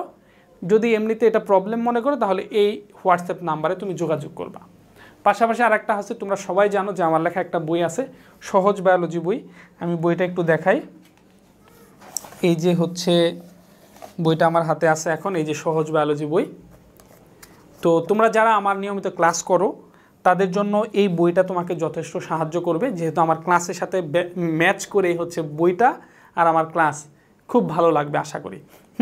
এবং হচ্ছে এই যে ছোট্ট বইটা থেকে তুমি ফাইনাল পরীক্ষায় একেবারে 100% প্রশ্ন কমন পাবা। বিশেষ করে তোমরা যারা বায়োলজিতে একটু দুর্বল, মনে হচ্ছে যে প্লাস পাবা না বা কোনো দিনে প্লাস পাও নাই, এরকম যারা আসো, জাস্ট এই ছোট্ট বইটা ফলো করবা। প্রত্যেকটা প্রশ্ন কোনটা কতে আসবে, কোনটা খতে আসবে, কোনটা গতে আসবে, কোনটা ঘতে আসবে, হ্যাঁ, একেবারে সাজানো গুছানো উত্তর দেওয়া আছে। জাস্ট মামার বাড়ি মোয়ার মতো খাবার পরীক্ষার হলে যে উগলাই দিবা, সবগুলা কোশ্চেন এই ছোটো বইটা থেকে কমন পাবা। বই পাওয়া যাচ্ছে রকমারি.com থেকে অর্ডার করতে পারো, ওয়াফি লাইভ থেকে অর্ডার করতে পারো, গুগলে সার্চ দিলে ক্যাশ অন ডেলিভারিতে পেয়ে যাবা, অথবা আমার যে এইটা আমার নাম্বার, এই নাম্বারে তুমি হোয়াটসঅ্যাপ করতে পারো। তো মোটামুটি বিজ্ঞাপন বিরতি গেল, 2-1 মিনিট নষ্ট করলাম, এই জন্য আই এম রিয়েলি সরি। তো এবারে আমাদের টপিক হচ্ছে পারঅক্সিজম। তো পারঅক্সিজম কি বা পারঅক্সিজম কাকে বলে সেটা জানার আগে আমরা হচ্ছে পারঅক্সিজমের কয়েকটা বৈশিষ্ট্য আমরা দেখি।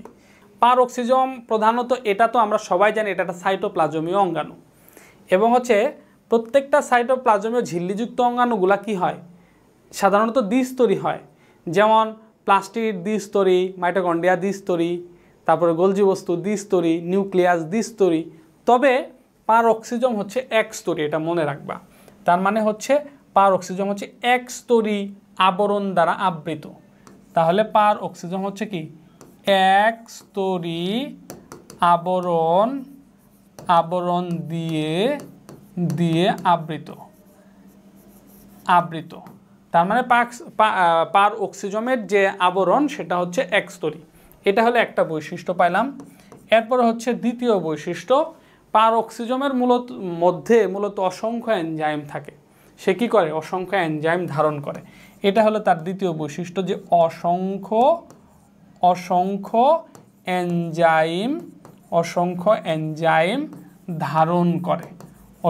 এনজাইম ধারণ করে। এটা হলো 2 নাম্বার বৈশিষ্ট্য। এই 2টা বৈশিষ্ট্যের উপর ভিত্তি করে আমরা হচ্ছে পারঅক্সিজমের সংজ্ঞা দিব। এবং পারঅক্সিজম হচ্ছে অত্যন্ত ক্ষুদ্র। পারঅক্সিজম কি, অনেক ক্ষুদ্র। এখন পারঅক্সিজম কতটুকু ক্ষুদ্র? পারঅক্সিজম হচ্ছে সাধারণত গোলাকার হয়, এটার ব্যাস হচ্ছে 0.2 থেকে 1.7 মাইক্রোমিটার পর্যন্ত। 0.2 থেকে 17 মাইক্রোমিটার। এটা হলো ব্যাস। তো এই হচ্ছে পারঅক্সিজম রিলেটেড কথাবার্তা। তাহলে পারঅক্সিজম কাকে বলে? সাইটোপ্লাজমীয় এক স্তর বিশিষ্ট অঙ্গাণু। তাহলে এক স্তর বিশিষ্ট সাইটোপ্লাজমীয় অঙ্গাণু যা অসংখ্য এনজাইম ধারণ করে, সেটাই হচ্ছে কি পারঅক্সিজম। তাহলে পারঅক্সিজম কাকে বলে? তাহলে এক স্তরীয় আবরণ দিয়ে আবৃত অসংখ্য এনজাইম ধারণকারী সাইটোপ্লাজমীয় অঙ্গাণুকে পারঅক্সিজম বলে। সংজ্ঞাটা ভালোভাবে খেয়াল করো। পারঅক্সিজম কাকে বলে? এক স্তরীয় আবরণ দ্বারা আবৃত অসংখ্য এনজাইম ধারণকারী সাইটোপ্লাজমীয় অঙ্গাণুকে পারঅক্সিজম বলে। তাহলে তোমরা যখন সংজ্ঞা লিখবা তখন অবশ্যই এই বিষয়টা অবশ্যই তোমরা নোটের মধ্যে সংজ্ঞাটা লিখবা। জাস্ট আমি বললাম, আমি কিন্তু লিখলাম না। তো এখান থেকে আরেকটা তথ্য পাইলাম আমরা। সেই তথ্যটা হচ্ছে কি, এই যে আমরা একটা তথ্য পেলাম, পারঅক্সিজমের ব্যাস হচ্ছে 0.2 থেকে 17 মাইক্রোমিটার পর্যন্ত হয়ে থাকে। তা আমরা একটু পারঅক্সিজমটাকে যদি আমরা একটু চিত্রের মাধ্যমে দেখি তাহলে কেমন হবে। যেহেতু এটার আমরা কোনো চিত্র প্র্যাকটিস করব না, কারণ এটা পরীক্ষার মধ্যে একটু লেস ইম্পর্টেন্ট, এখনও কোনো পরীক্ষা আসে নাই। সো চিত্র এভাবে প্র্যাকটিস করার দরকার নাই, জাস্ট একটু বোঝানোর জন্য বলি। এই যে পারঅক্সিজমের চারপাশ দিয়ে এটা দেখে মনে হচ্ছে দ্বিস্তরী, আসলে দ্বিস্তরী না, এটা লিপিডের স্তর থাকে। ফসফোলিপিডের এক স্তর থাকে, ফসফোলিপিডের একটা স্তর চারপাশ দিয়ে থাকে এবং ভিতরে অসংখ্য এনজাইম থাকে। এবং এর ভিতরে যে ক্রিস্টালাইন কোড থাকে, ক্রিস্টালাইন কোডকে এর ভিতরে অসংখ্য এনজাইম, প্রায় 50 প্রকারের এনজাইম থাকে। এবং এই এনজাইমগুলো একত্রিত হয়ে একটা শক্ত গঠন তৈরি করে। এই যে অসংখ্য এনজাইম থাকে, এই এনজাইমগুলো একত্রিত হয়ে একটা শক্ত গঠন তৈরি করে, এটাকে এই যে ক্রিস্টালাইন কোর বলা হয়।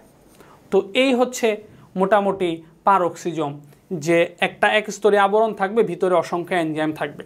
তো অনেকগুলো এনজাইম আবার একত্রিত একটা শক্ত আবরণের সৃষ্টি করে, একটা শক্ত গঠনের সৃষ্টি করে, ক্রিস্টালের সৃষ্টি করে। এটাকে হচ্ছে ক্রিস্টালাইন কোর বলে, এটার ভিতরের দিকে থাকে।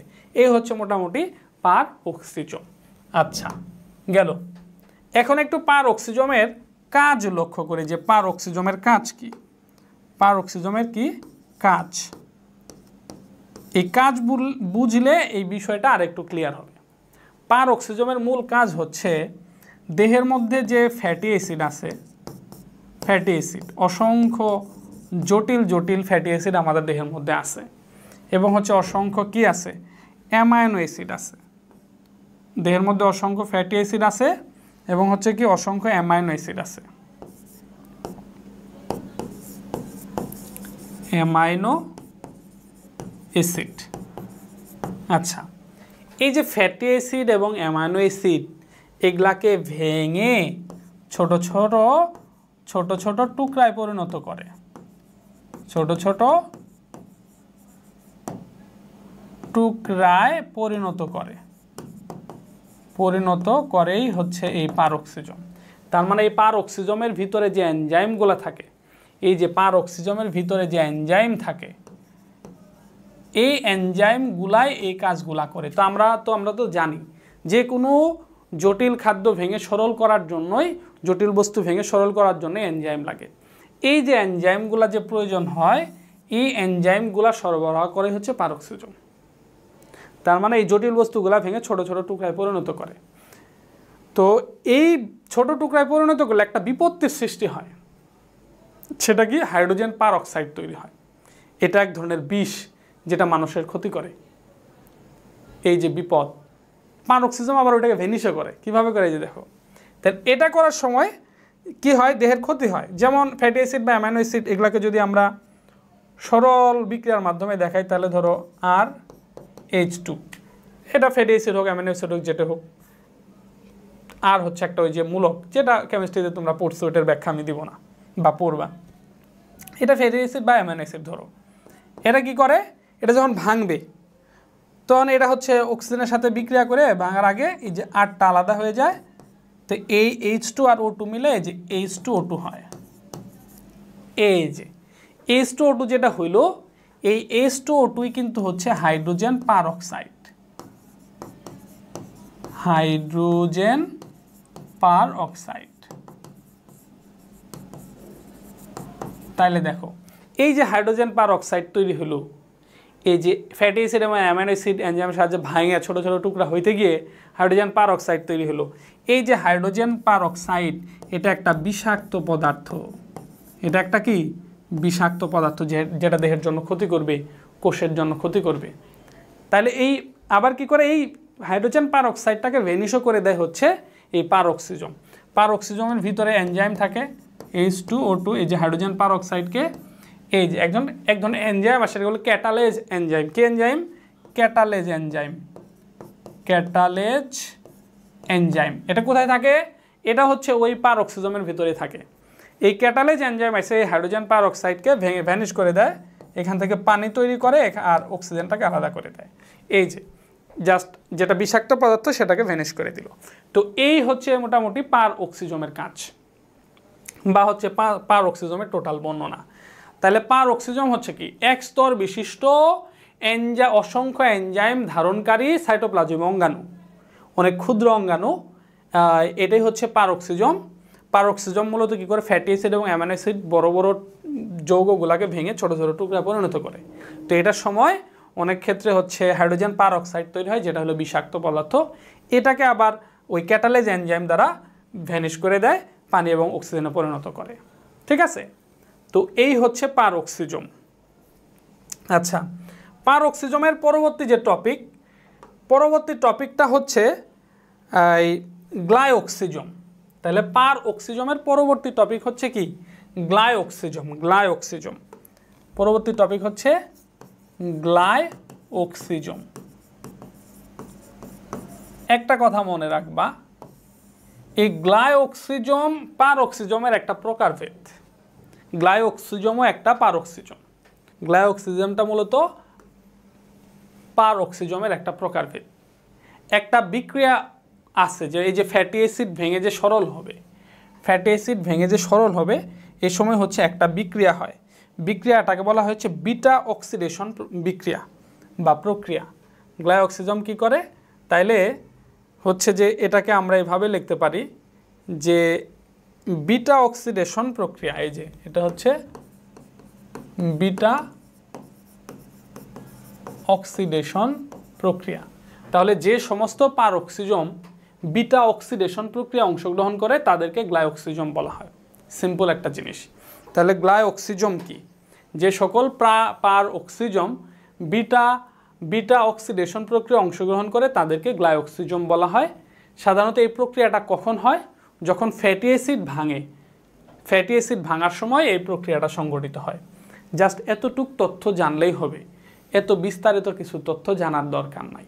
তো সিম্পলভাবে আমরা জানলাম পারঅক্সিজম হচ্ছে একস্তরীয় আবরণ দিয়ে আবৃত, এটা এনজাইম বহন করে, এটা অনেক ক্ষুদ্র হয়, 0.2 থেকে 17 হচ্ছে মাইক্রন বা মাইক্রোমিটার ব্যাস।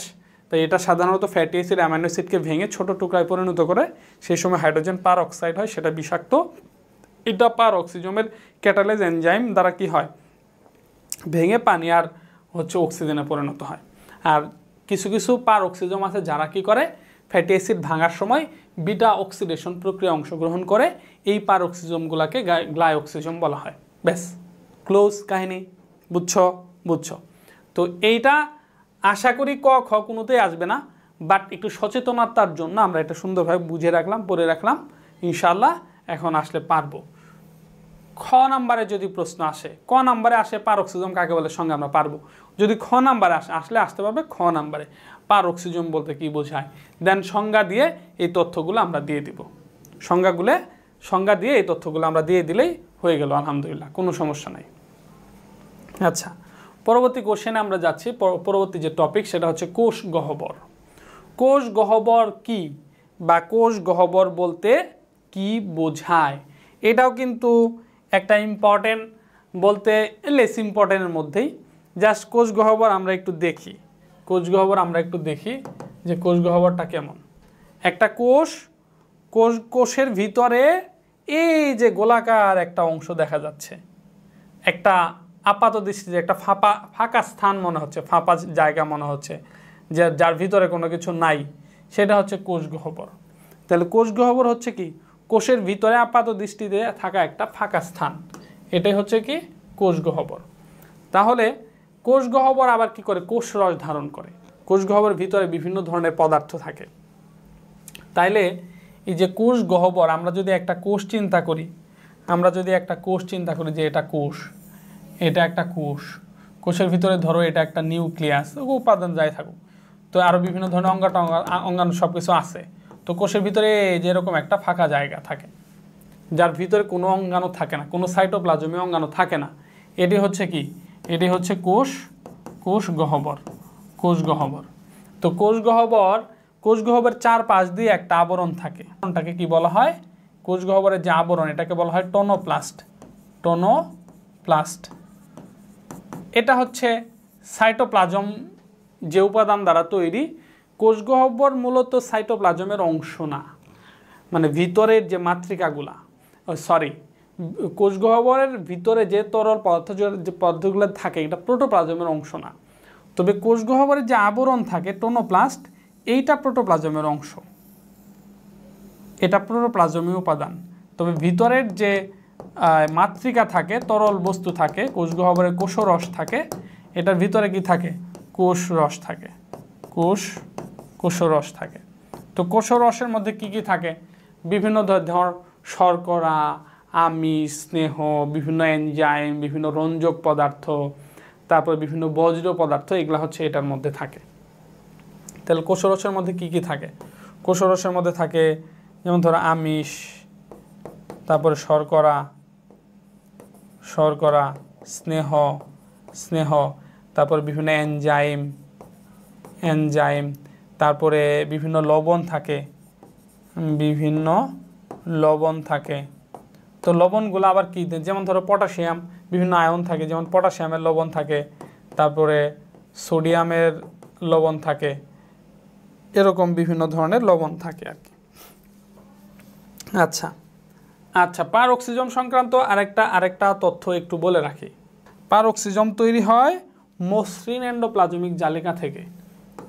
পারঅক্সিজম তৈরি হয় মসৃণ এই যে এন্ডোপ্লাজমিক রেটিকুলাম থেকে তৈরি হয়। এখানে একটা নোট দিয়ে দেই, আবুল হাসান স্যারের বইয়ের মধ্যে অমসৃণ দেওয়া, এটা একটু হয়তো টাইপিং মিস্টেক হয়েছে, তো এটা একটু ঠিক করবা। অমসৃণ হবে না, এটা একটু মাথায় রাখবা, স্মরণ রাখবা, এটা হয়তো টাইপিং মিস্টেক হয়েছে। আবুল হাসান স্যারের বইয়ের মধ্যে অমসৃণ এন্ডোপ্লাজমিক দেওয়া আছে, কিন্তু পারঅক্সিজম তৈরি হয় হচ্ছে মসৃণ এন্ডোপ্লাজমিক জালিকা থেকে। ঠিক আছে, ওকে। আচ্ছা, তাহলে হচ্ছে যে আমরা জানলাম যে কোষের ভিতরে আপাত দৃষ্টিতে যে ফাঁকা স্থান লক্ষ্য করা যায় সেটা হচ্ছে কোষ গহ্বর। কোষ গহ্বরের চারপাশ দিয়ে একটা আবরণ থাকে, এটা হচ্ছে টোনোপ্লাস্ট। আর কোষ গহ্বরের ভিতরে যে কোষরস থাকে এটার মধ্যে বিভিন্ন ধরনের উপাদান থাকে, শর্করা, আমিষ, স্নেহ, বিভিন্ন এনজাইম, বিভিন্ন ধরনের লবণ, তারপর বিভিন্ন বর্জ্য থাকে, ইত্যাদি এগুলা থাকে। এই হচ্ছে মোটামুটি কোষ গহ্বর। তাহলে কোষ গহ্বর কাকে বলে? সাইটোপ্লাজমে দৃশ্যত যে ফাঁকা স্থান লক্ষ্য করা যায়, সাইটোপ্লাজমের ভিতরে দৃশ্যত যে ফাঁকা স্থান লক্ষ্য করা যায় তাকে কোষ গহ্বর বলা হয়। তো এটা হলো কোষ গহ্বরের সংজ্ঞা। তাহলে কোষ গহ্বর, এরপরে হচ্ছে কোষ গহ্বরের চারপাশ দিয়ে একটা আবরণ থাকে, এটাকে টোনোপ্লাস্ট বলা হয়। কোষ গহ্বরের ভিতরে কোষরস অবস্থান করে, কোষরসের ভিতরে বিভিন্ন ধরনের আমিষ, শর্করা, স্নেহ, এনজাইম, বিভিন্ন লবণ, বজ্র পদার্থ ইত্যাদি উপাদান দিয়ে কোষ গহ্বরটি পূর্ণ অবস্থায় থাকে। আপাত দৃষ্টিতে ফাঁকা স্থান মনে হলো, আসলে কোষ গহ্বর ফাঁকা না। তবে কোষ গহ্বর ভিতরে কোনো সাইটোপ্লাজমে অঙ্গাণু থাকে না, এটা হলো কথা। আর হচ্ছে প্রাণী কোষের মধ্যে কোষ গহ্বর ছোট ছোট থাকে, আবার অনেক ক্ষেত্রে থাকে না। উদ্ভিদ কোষে কোষ গহ্বর বড় হয়। একটা বড় কোষ গহ্বর কীভাবে হয়? এই যে একটা ছোট, আরেকটা ছোট, আরেকটা ছোট, আরেকটা ছোট, এরকম অনেকগুলো ছোট কোষ গহ্বর একত্রিত হয়ে একটা বড় কোষ গহ্বরে পরিণত হয়। তো এই হচ্ছে কোষ গহ্বর রিলেটেড। আসলেও ক নাম্বার অথবা খ নাম্বারের কোশ্চেন সংজ্ঞা দিয়ে জাস্ট এই কথাগুলো একটু বলে দিবা। আলহামদুলিল্লাহ 1 পাবো, 2 পাবো ইনশাল্লাহ। পরবর্তী টপিক পরবর্তী আমাদের সবচেয়ে ইম্পর্ট্যান্ট টপিক, আজকের দিনের সবচেয়ে ইম্পর্ট্যান্ট টপিক, সেটা হচ্ছে নিউক্লিয়াস। তো নিউক্লিয়াস টপিকে যাওয়ার আগে আমরা একটু নিউক্লিয়াস দেখি। নিউক্লিয়াসের আমরা একটু 3D অ্যানিমেশন দেখব। তো আমরা জানি যে নিউক্লিয়াসের 3D অ্যানিমেশন মোটামুটি আমরা সবাই আগের ক্লাসগুলোতে দেখছি, তারপরেও আমরা এই ক্লাসের মধ্যে একটু দেখব। তো হচ্ছে আমরা যদি একটা সেল চিন্তা করি, এই যে কোষের ভিতরে কেন্দ্রের দিকে এই যে মাঝখানের দিকে যেটা থাকে এটা হচ্ছে নিউক্লিয়াস। তো জাস্ট আমরা যদি শুধু নিউক্লিয়াসটা দেখি, এই যে কোষের ভিতরে গেলাম, এই যেটা হলো নিউক্লিয়াস। এই যে এখান থেকে শুরু করে এই যে টোটাল বৃত্তাকার যে অংশটা, এগুলা কিন্তু নিউক্লিয়াসের অংশ না, এগুলো হচ্ছে এন্ডোপ্লাজমিক জালিকা। এগুলো হচ্ছে এন্ডোপ্লাজমিক জালিকা। তো মূল নিউক্লিয়াস হচ্ছে এটা। তো নিউক্লিয়াসের চারপাশ দিয়ে একটা আবরণ থাকে। নিউক্লিয়াসের চারপাশ দিয়ে কী থাকে? আবরণ থাকে। তো আমরা নিউক্লিয়াসের আবরণটা দেখি।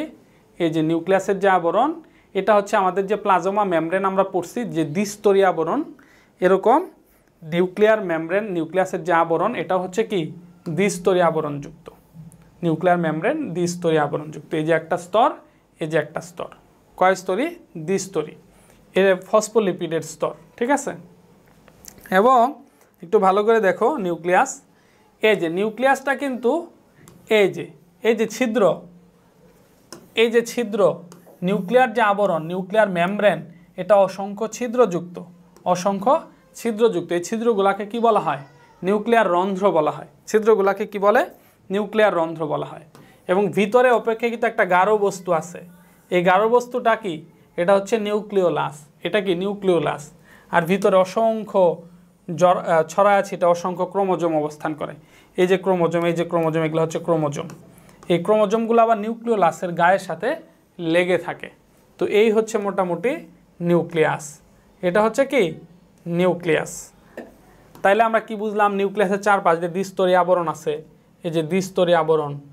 তারপর হচ্ছে নিউক্লিয়াসের ভিতরে ক্রোমাটিন বস্তু, ক্রোমোজোম এগুলো অবস্থান করে। এবং হচ্ছে নিউক্লিয়াসের ভিতরে অপেক্ষাকৃত একটা গাঢ় বস্তু গোলাকার, এটাকে নিউক্লিওলাস বলা হয়। এবং এই যে আর ভিতরে যে ক্রোমোজোম ছাড়া যার যত তরল পদার্থ আছে, এই যে তরল পদার্থগুলো, এগুলো হচ্ছে নিউক্লিওপ্লাজম। এগুলো হচ্ছে কি? নিউক্লিওপ্লাজম। তো এই হচ্ছে মোটামুটি নিউক্লিয়াসের 3D অ্যানিমেশন। এখন হচ্ছে আমরা পরীক্ষার উপযোগী করে নিউক্লিয়াসের চিত্রটা আঁকবো এবং হচ্ছে বর্ণনা দেবো ইনশাআল্লাহ। তাহলে হচ্ছে এখনকার আমাদের টপিক হচ্ছে কি? নিউক্লিয়াস। আমরা প্রথমেই হচ্ছে নিউক্লিয়াসের চিত্র আঁকা শিখব। তাহলে আমরা নিউক্লিয়াসের চিত্র আঁকি। তো নিউক্লিয়াসে এই যে আবরণটা দিব, আমার সাথে সাথে তোমরা চিত্র আঁকো সহজভাবে, কিভাবে চিত্র আঁকা যায়। এই যে দিয়ে দিলাম। এখন এটা যেহেতু দ্বিস্তরী আবরণ দ্বারা আবৃত, এই যে দ্বিস্তরী দিয়ে দিলাম, এই যে দ্বিস্তরী আবরণ দিয়ে দিলাম।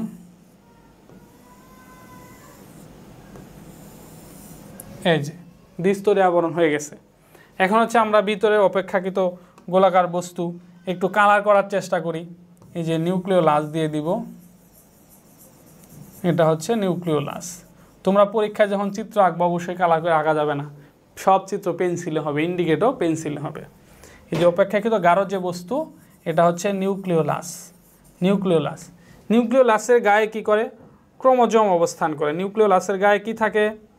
ক্রোমোজোম থাকে। তো আমরা এখন একটু ক্রোমোজোমগুলা দেই। এই যে ছড়াছিটা জালের মতো অসংখ্য ক্রোমোজোম হচ্ছে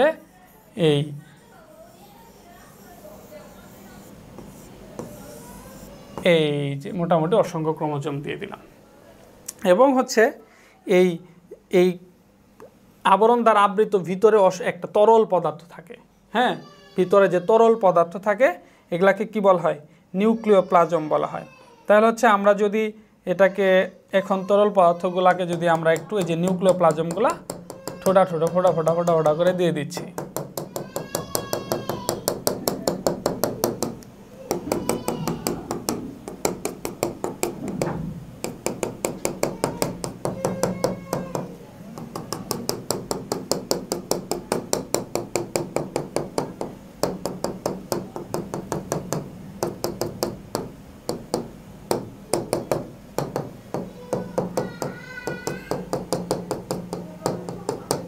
এই যে মোটামুটি নিউক্লিয়াস আঁকা শেষ। সুন্দর লাগতেছে, একটু সুন্দর করার জন্য কালার করছি, তোমরা কিন্তু পেন্সিলে করবা। এখন আমরা একটু ইন্ডিকেট করব যে কোন অংশের নাম কি। তাহলে এটা হচ্ছে নিউক্লিয়ার মেমব্রেন বা নিউক্লিয়ার আবরণ। এটা হচ্ছে নিউক্লিয়ার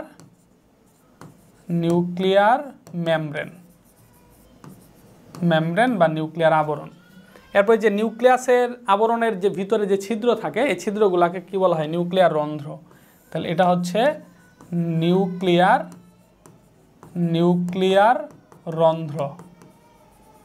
রন্ধ্র। আচ্ছা, এরপরে হচ্ছে কি, এই ভিতরের নিউক্লিয়াসের ভিতরের যে তরল যে জলীয় উপাদান যেটা, এটা হচ্ছে নিউক্লিওপ্লাজম।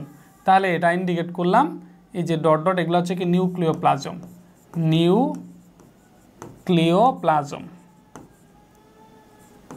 নিউক্লিওপ্লাজম।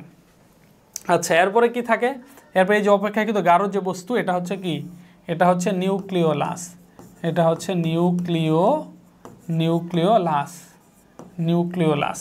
আচ্ছা, এর ভিতরে এই যে সুতার মতো যে অবস্থান করতেছে তন্তু আকৃতির যে অঙ্গাণু, এগুলাকে বলা হয় ক্রোমোজোম বা ক্রোমাটিন বস্তু বা ক্রোমাটিন জালিকা, তুমি যেভাবে বলো। যদি একটাকে ফিক্সড করো তখন সেটা হবে ক্রোমোজোম, আর যখন তুমি সবগুলাকে একত্রিতভাবে জালের মতো বিন্যস্তকে তুমি বুঝাবা, তখন সেটা হলো ক্রোমাটিন জালিকা বা ক্রোমাটিন বস্তু। তাহলে আমি এটাকে লিখি ক্রোমাটিন জালিকা বা ক্রোমাটিন বস্তু, বা তুমি ক্রোমোজোমও লিখতে পারো, কোনো সমস্যা নাই, কোনো প্রবলেম নাই। মোটামুটি ইন্ডিকেট হয়ে গেছে। এখন আমরা অবশ্যই যেখানে লিখব চিত্র হচ্ছে কি নিউক্লিয়াস। তো এই যে আমরা অলরেডি চিত্র আঁট করে ফেলছি খুব সিম্পলভাবে, খুব সহজে। ঠিক আছে, তাহলে হচ্ছে যে আমরা এখন নিউক্লিয়াসের একটু সংজ্ঞা দেবার চেষ্টা করি। যে নিউক্লিয়াস কাকে বলে। নিউক্লিয়াস কি? কোষের কেন্দ্রে অবস্থিত। নিউক্লিয়াস কেন গুরুত্বপূর্ণ? নিউক্লিয়াসের মূল বৈশিষ্ট্যটা কি? নিউক্লিয়াস কেন এটাকে কোষের প্রাণকেন্দ্র বলা হয়, কোষের মস্তিষ্ক বলা হয়? নিউক্লিয়াসকে কি বলা হয়? এটাকে কোষের প্রাণকেন্দ্র বলা হয়, কেন্দ্র বলা হয়। এটাকে মস্তিষ্ক বলা হয়। কেন? কি কারণে? কেন এই নিউক্লিয়াস গুরুত্বপূর্ণ? কারণ হচ্ছে নিউক্লিয়াসের ভিতরে ক্রোমোজোম আছে। নিউক্লিয়াস কি করে? ক্রোমোজোম বহন করে। ক্রোমোজোমের ভিতরে ডিএনএ আছে। ওই ডিএনএ একটা টোটাল কোষকে, একটা জীবকে, টোটাল বৈশিষ্ট্যকে নিয়ন্ত্রণ করে হচ্ছে ডিএনএ বা ক্রোমোজোম। ক্রোমোজোমের আছে বলেই এই নিউক্লিয়াসের এত দাম। নিউক্লিয়াসকে প্রাণকেন্দ্র বলা হয়, নিউক্লিয়াসকে মস্তিষ্ক বলা হয়। তো মোটামুটি নিউক্লিয়াসের চিত্র আঁকাও হলো, নিউক্লিয়াসের 3D অ্যানিমেশন দেখা হলো। এখন আমরা কি করব? নিউক্লিয়াসের বর্ণনা দিব। তো নিউক্লিয়াসের বর্ণনার মধ্যে যদি আমরা যাই, তাহলে প্রথমেই হচ্ছে আমাদের সংজ্ঞাটা শিখতে হবে যে নিউক্লিয়াস কাকে বলে।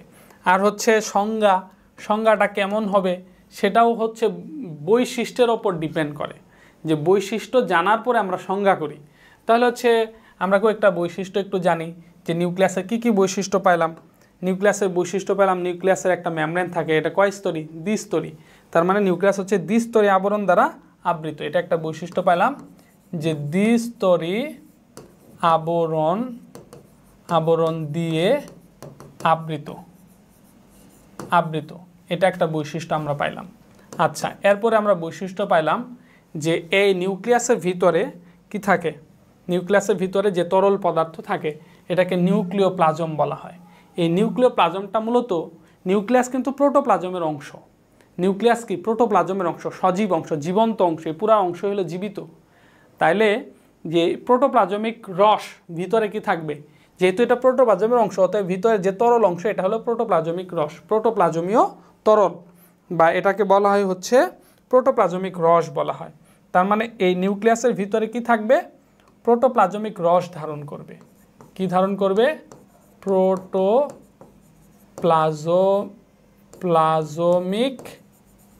প্রোটোপ্লাজমিক রস বহন করবে। এবং এর ভিতরে কি থাকবে? সবচেয়ে গুরুত্বপূর্ণ জিনিস হলো ক্রোমোজোম থাকবে, ক্রোমোজোম বহন করবে। ক্রোমোজোম কি করবে? ধারণ করে বা ক্রোমোজোম বহন করে, যেভাবে বলা যায় আর কি। আমরা বলি যে ক্রোমোজোম ধারণ করে। তাহলে এই মূলত তিনটা বৈশিষ্ট্য আমরা পাইলাম, যে নিউক্লিয়াস দ্বিস্তরীয় আবরণ দ্বারা আবৃত, নিউক্লিয়াস হচ্ছে প্রোটোপ্লাজমিক রস থাকবে সমৃদ্ধ, প্রোটোপ্লাজমিক রস সমৃদ্ধ এবং ক্রোমোজোম ধারণ করে। তাহলে এটাই হচ্ছে নিউক্লিয়াস। তাহলে নিউক্লিয়াস কাকে বলে? নিউক্লিয়াস হচ্ছে এই দ্বিস্তরীয় আবরণ দ্বারা আবৃত প্রোটোপ্লাজমিক রস সমৃদ্ধ ক্রোমোজোম ধারণকারী অঙ্গাণুকে নিউক্লিয়াস বলা হয়। নিউক্লিয়াস কাকে বলে? নিউক্লিয়াসের সংজ্ঞাটা কি দাঁড়াইলো? নিউক্লিয়াসের সংজ্ঞা দাঁড়াইলো হচ্ছে দ্বিস্তরীয় আবরণ দ্বারা আবৃত প্রোটোপ্লাজমিক রস সমৃদ্ধ ক্রোমোজোম ধারণকারী অঙ্গাণুকে নিউক্লিয়াস বলা হয়। নিউক্লিয়াসকে গোলাকার বলা যাবে না, কারণ সবই এরকম গোলাকার হয় না। কিছু আছে ডিম্বাকার, কিছু আছে ওই বৃত্তার মতো গোলাকার, কিছু আছে আবার বিভিন্ন আকৃতির। এক এক জীব অনুসারে নিউক্লিয়াসের আকৃতি বিভিন্ন রকমের হয়ে থাকে, সেক্ষেত্রে আকৃতিটা এখানে মূল বিষয় না। তো আশা করি এখান থেকে নিউক্লিয়াসের সংজ্ঞাটা ক্লিয়ার হয়েছে। এখন আমরা দেখব হচ্ছে নিউক্লিয়াস কার ভিতরে থাকে এবং কার ভিতরে থাকে না। নিউক্লিয়াস সকল প্রকৃত কোষের মধ্যে নিউক্লিয়াস থাকে। আদি কোষী ব্যাকটেরিয়া যেগুলা, এদের মধ্যে কিন্তু নিউক্লিয়াস থাকে না, সুগঠিত নিউক্লিয়াস থাকে না, অতএব ওটা বাদ। আদি কোষীতে থাকে না, সকল প্রকৃত কোষের মধ্যে নিউক্লিয়াস থাকে। প্রকৃত কোষের মধ্যে কি থাকে? নিউক্লিয়াস থাকে। প্রকৃত কোষের মধ্যে নিউক্লিয়াস থাকে, আদি কোষের মধ্যে থাকে না। এবং প্রকৃত কোষের মধ্যে থাকলেও কিছু কিছু প্রকৃত কোষের মধ্যে নিউক্লিয়াস থাকে না। যেমন আমাদের যে লোহিত রক্তকণিকা আছে, লোহিত কণিকার মধ্যে কিন্তু নিউক্লিয়াস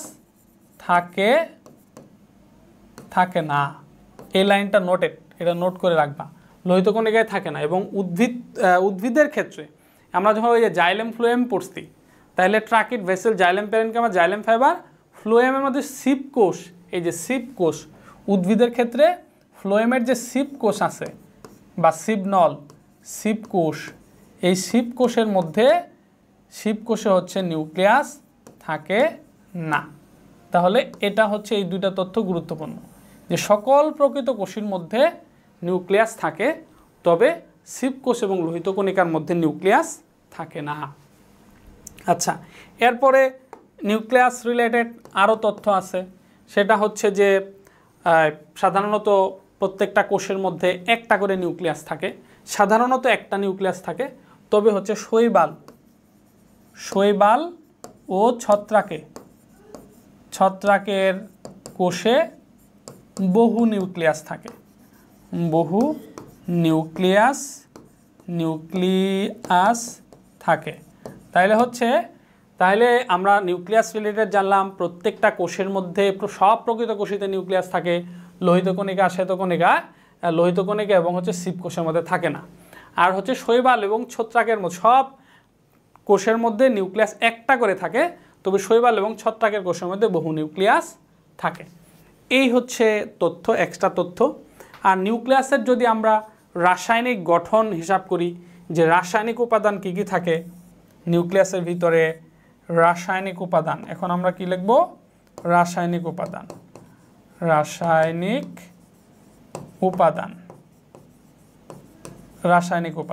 তো রাসায়নিক উপাদান কি কি থাকে? রাসায়নিক উপাদান হিসেবে মূলত থাকে হচ্ছে ডিএনএ, এরপরে থাকে হচ্ছে আরএনএ, তারপরে হচ্ছে প্রোটিন, তারপরে বিভিন্ন খনিজ লবণ ইত্যাদি উপাদানগুলো রাসায়নিক উপাদান হিসেবে ক্রোমোজোমের মধ্যে থাকে। তাহলে হচ্ছে মোটামুটি হচ্ছে এবং হচ্ছে আচ্ছা, এই মোটামুটি নিউক্লিয়াসের বর্ণনা তো, বা নিউক্লিয়াস রিলেটেড তথ্য যেগুলো আমার জন্য দরকারি। তো পরীক্ষার মধ্যে যদি গ নাম্বারের একটা কোশ্চেন আসে যে নিউক্লিয়াসের বর্ণনা দাও, একটা গ নাম্বারে আসবে, মনে রাখবা। গ নাম্বারে একটা কোশ্চেন হতে পারে নিউক্লিয়াসের বর্ণনা দাও। তো সেই ক্ষেত্রে আমি কি করব? প্রথমে আমি নিউক্লিয়াসের সংজ্ঞা দিব যে দ্বিস্তরীয় আবরণ দিয়ে আবৃত প্রোটোপ্লাজমিক রস সমৃদ্ধ ক্রোমোজোম বহন ধারণকারী অঙ্গাণুকে নিউক্লিয়াস বলা হয়। নিচে নিউক্লিয়াসের গঠন বর্ণনা করা হলো। এরপর আমি নিউক্লিয়াসের চিত্র আঁকবো, ইন্ডিকেট করব, তারপরে আমি বর্ণনা দিব যে নিউক্লিয়াস প্রোটিন এবং লিপোপ্রোটিন সমৃদ্ধ দ্বিস্তরীয় একটা আবরণ দ্বারা আবৃত থাকে। এটাকে নিউক্লিয়ার মেমব্রেন বলা হয়। নিউক্লিয়ার মেমব্রেনের মাঝে মাঝে ছিদ্র লক্ষ্য করা যায়, এগুলাকে নিউক্লিয়ার রন্ধ্র বলা হয়। নিউক্লিয়ার রন্ধ্রগুলো দিয়ে বিভিন্ন পদার্থ, প্রয়োজনীয় খাদ্য উপাদান বা বজ্র পদার্থের আদান প্রদান সম্পন্ন হয়। আর নিউক্লিয়াসের ভিতরের যে তরল মাতৃকা লক্ষ্য করা যায়, এগুলাকে নিউক্লিওপ্লাজম বলা হয়। নিউক্লিওপ্লাজমের ভিতরে হচ্ছে যে অপেক্ষাকৃত গাঢ় একটি বস্তু লক্ষ্য করা যায়, একে হচ্ছে নিউক্লিওলাস বলা হয়। নিউক্লিওলাসের গায়ের ভিতরে ক্রোমোজোমগুলো লেগে থাকে। হ্যাঁ, আর নিউক্লিয়াসের ভিতরে ক্রোমোজোমগুলো ক্রোমোজোমীয় জটলা তৈরি করে ভিতরে অবস্থান করে। ঠিক আছে। রাসায়নিক উপাদান হিসেবে ডিএনএ, আরএনএ, প্রোটিন, হিস্টোন, তারপরে বিভিন্ন খনিজ লবণ ইত্যাদি উপাদান থাকে। তারপরে তুমি এই যে কথাগুলো দিতে পারো যে প্রত্যেকটি কোষে সাধারণত সকল প্রকৃত কোষের মধ্যে নিউক্লিয়াস থাকে, তবে লোহিত কণিকা এবং হচ্ছে শিবকোষের মধ্যে নিউক্লিয়াস থাকে না।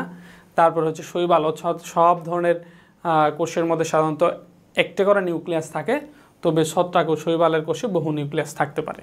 ঠিক আছে। আর নিউক্লিয়াসটা হচ্ছে কোষের অনেক বড় একটা অঙ্গাণু, এটা হচ্ছে প্রায় 10 থেকে 15% জায়গা দখল করে রাখে। তাহলে এটা অঞ্চল বিস্তৃত হচ্ছে 10 থেকে 15% অঞ্চল জুড়ে বিস্তৃত।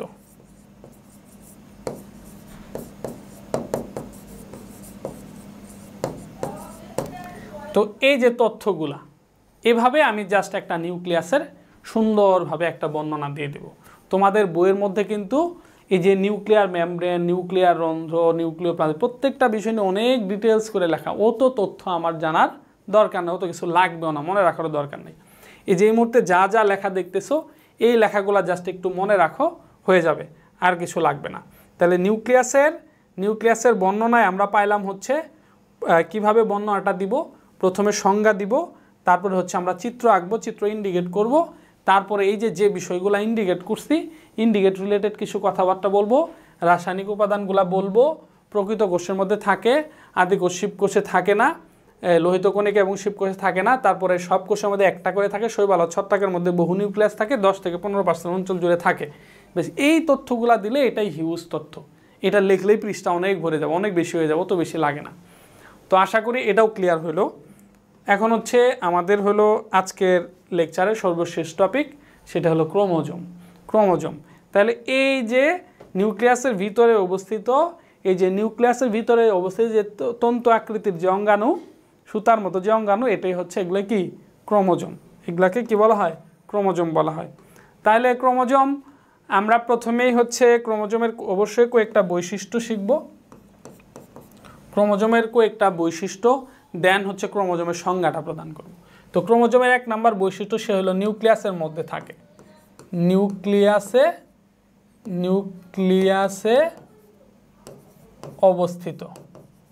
অবস্থিত এবং ক্রোমোজোম হলো সুতার মতো দেখতে, সুতার মতো তন্তু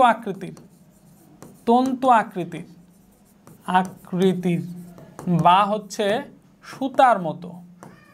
কিসের মতো দেখতে? সুতার মতো। এ হলো ক্রোমোজোমের বৈশিষ্ট্য। একটা হলো পাইলাম নিউক্লিয়াসের মধ্যে অবস্থিত, এবং ক্রোমোজোম রিলেটেড তথ্য পাইলাম যে সেটা হলো সুতার মতো দেখতে, হলো কিসের মতো? সুতার মতো। আচ্ছা, এবং ক্রোমোজোমের একটা মূল বৈশিষ্ট্য, সেটা হচ্ছে ক্রোমোজোম ডিএনএ বহন করে। কি বহন করে? ডিএনএ বহন করে। ক্রোমোজোম কি করে? ডিএনএ বহন করে। এই যে 3টা মূল বৈশিষ্ট্য আমরা জানতে পারলাম, যে ক্রোমোজোম নিউক্লিয়াসের ভিতরে অবস্থান করে, ক্রোমোজোম দেখতে হলো সুতার মতো বা তন্তু আকৃতির, এবং ক্রোমোজোম ডিএনএ বহন করে। এই 3টা বৈশিষ্ট্যের উপর ভিত্তি করে এখন হচ্ছে আমরা ক্রোমোজোমের সংজ্ঞা লিখব। তাহলে ক্রোমোজোমের সংজ্ঞা লিখব। ক্রোমোজোমের সংজ্ঞা, তাহলে সংজ্ঞাটা কি দাঁড়াইলো? সংজ্ঞাটা দাঁড়াইলো হচ্ছে নিউক্লিয়াসের ভিতরে অবস্থিত ডিএনএ বহনকারী তন্তু আকৃতির অঙ্গাণুকে ক্রোমোজোম বলা হয়। ক্রোমোজোম কাকে বলে? নিউক্লিয়াসের ভিতরে অবস্থিত ডিএনএ বহনকারী তন্তু আকৃতির অঙ্গাণুকে ক্রোমোজোম বলে। ক্রোমোজোম কাকে বলে? নিউক্লিয়াসের ভিতরে অবস্থিত ডিএনএ বহনকারী তন্তু আকৃতির অঙ্গাণুকে ক্রোমোজোম বলা হয়। আচ্ছা, এখন হচ্ছে আমরা হচ্ছে ক্রোমোজোমের চিত্র শিখব, ক্রোমোজোমের চিত্র আঁকবো, আর হচ্ছে এরপরে হচ্ছে ক্রোমোজোমের বর্ণনা দিব ইনশাআল্লাহ।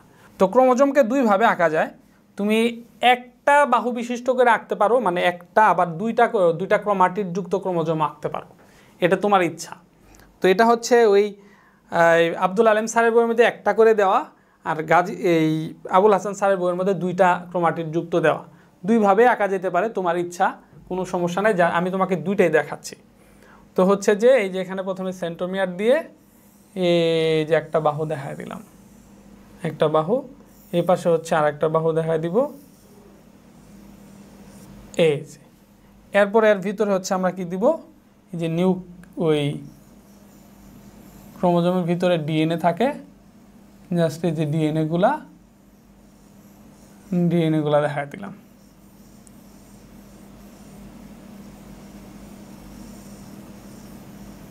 এই যে মোটামুটি হয়ে গেছে, এখান দিয়েও এই ডিএনএগুলো, হ্যাঁ গুড। তাহলে হচ্ছে যে এই মোটামুটি এভাবেও আঁকা যায়। আবার হচ্ছে তুমি যদি বলো যে আমি এভাবে আঁকবো না, আমি হচ্ছে অন্যভাবে আঁকবো, তাহলে ওইভাবেও আঁকতে পারো। দুইটা অনেকটা রিলেটেড, একই জিনিস। যেমন হচ্ছে তুমি যদি এভাবে না এঁকে তুমি যদি এভাবে আঁকো, যেভাবে হচ্ছে, তাহলে তুমি এভাবেও আঁকতে পারো। এই যে এই পাশ দিয়ে একটা ক্রোমাটিড গেল, এই পাশ দিয়ে আরেকটা গেল, আর হচ্ছে যে সেম এই পাশেও একটা গেল,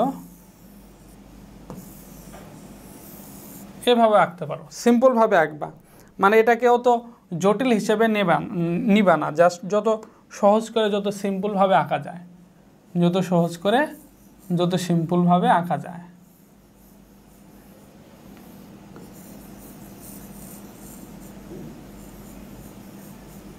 এটা এখানে যে ডাবল করে দিয়ে দিলাম।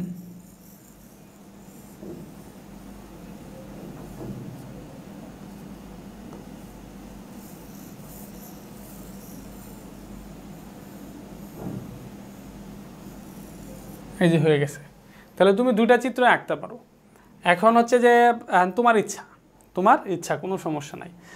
এখন তুমি তোমার পরীক্ষার মধ্যে যে কোনো একটা চিত্র আঁকতে পারো, তোমার ইচ্ছা। দুইটা একের সময় নষ্ট করার দরকার নাই, এই পাশেরটা আঁকতে পারো, এই পাশেরটা আঁকতে পারো। তো আমি দুইটা ইন্ডিকেট করে দিচ্ছি, দুইটা ইন্ডিকেট মাঝখানে করে দিচ্ছি। তুমি পরীক্ষায় যদি একটা চিত্র আঁকো, তাহলে ডান পাশে চিত্র ইন্ডিকেট করবা।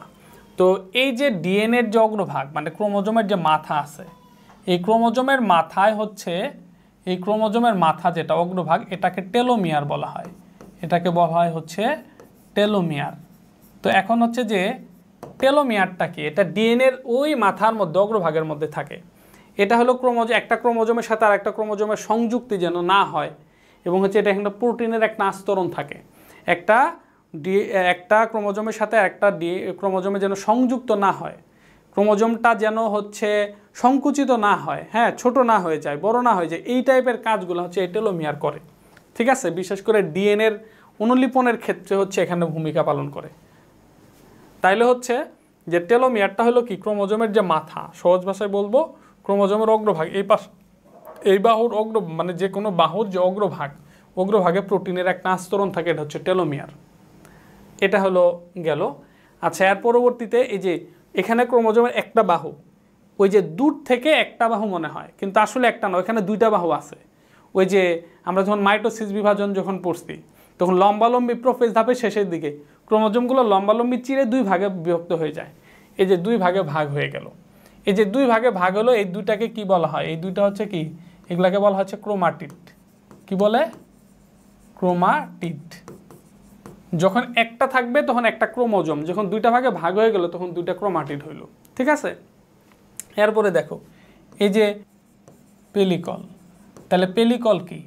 মূল ক্রোমোজোমের যে চারপাশ দিয়ে যে আবরণ, এটা হচ্ছে পেলিকল। এরপর হচ্ছে এই যে দেখো এখানে ক্রোমোজোম, এই যে ডিএনএ, এই যে দুইটা ভাগে ভাগ হয়েছে, দুইটা ক্রোমাটিড দুইটা ভাগে ভাগ হয়েছে, দুইটা ভাগে ভাগ আছে, কিন্তু এখানে যা কি হয়েছে, এই জায়গাতে যা একত্রিত হয়ে গেছে, এই জায়গাতে যা কি হয়েছে, একত্রিত হয়েছে, এই জায়গাতে যা একত্রিত হয়েছে, এই যে এখানে হচ্ছে, এটা যদিও বোঝা যাচ্ছে না এখানে, বাট এই যেটা, এটা হলো সেন্ট্রোমিয়ার। এটার নাম কি? সেন্ট্রোমিয়ার। এটা হচ্ছে সেন্ট্রোমিয়ার। তাহলে সেন্ট্রোমিয়ার কি? এই যে দুইটা ক্রোমাটিড আপাতপক্ষে বিচ্ছিন্ন লাগতেছে, কিন্তু সেন্ট্রোমিয়ার যেখানে ক্রোমাটিড দূরে কি থাকে, যে জায়গাতে অবিচ্ছিন্ন অবস্থায় থাকে, যে জায়গাতে অবিচ্ছিন্ন অবস্থায় থাকে এটাকে কি বলা হয়? সেন্ট্রোমিয়ার বলা হয়। আচ্ছা, এই গেল সেন্ট্রোমিয়ার গেল। এবং হচ্ছে এই সেন্ট্রোমিয়ারের চারপাশ দিয়ে এক ধরনের প্রোটিন জমা হয়। সেন্ট্রোমিয়ারের চারপাশ দিয়ে এক ধরনের প্রোটিন জমা হয়, যে এই দিক দিয়ে এক ধরনের প্রোটিন জমা হয়। সেন্ট্রোমিয়ারের চারপাশ দিয়ে এক ধরনের প্রোটিন থাকে। এই প্রোটিনটাকে বলা হচ্ছে কাইনেটোকোর। কি বলা হয়? এই প্রোটিনের অংশটা এটাকে বলা হয় কাইনেটোকোর।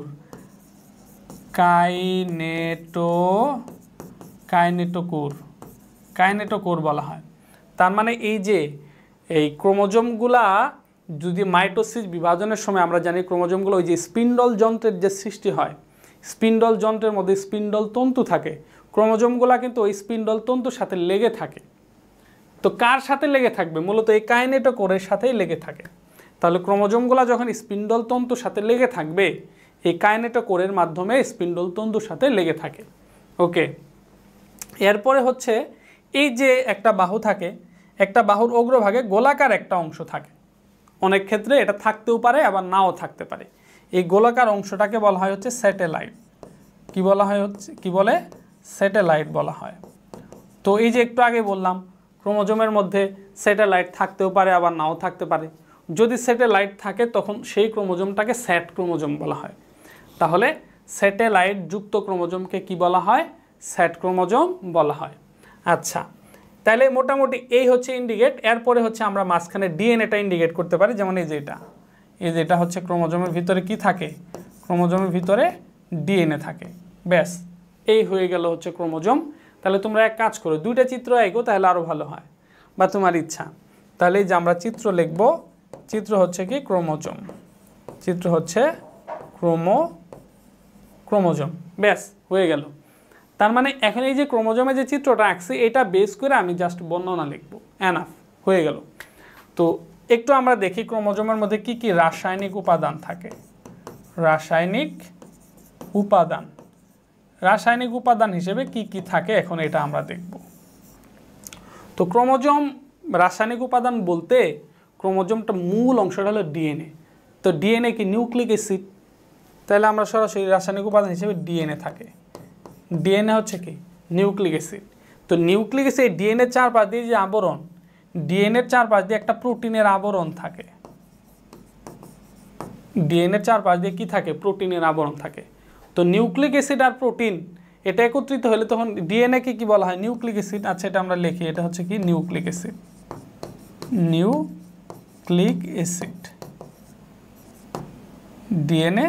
ডিএনএ হচ্ছে কি? Nucleic acid. তাহলে নিউক্লিক অ্যাসিডের চারপাশ দিয়ে প্রোটিনের আবরণ থাকে। তা নিউক্লিক অ্যাসিড আর প্রোটিন একত্রিত হলে সেটাকে কি বলা হয়? নিউক্লিয় প্রোটিন, তাই না? তো এই নিউক্লিক অ্যাসিড আর প্রোটিন একত্রিত হইলে যেই উপাদানটা তৈরি হয় এটাকে বলা হচ্ছে ক্রোমাটিন। এটাকে কি বলা হয়? ক্রোমাটিন বলা হয়। ক্রোমাটিন গঠন মানে ক্রোমাটিন।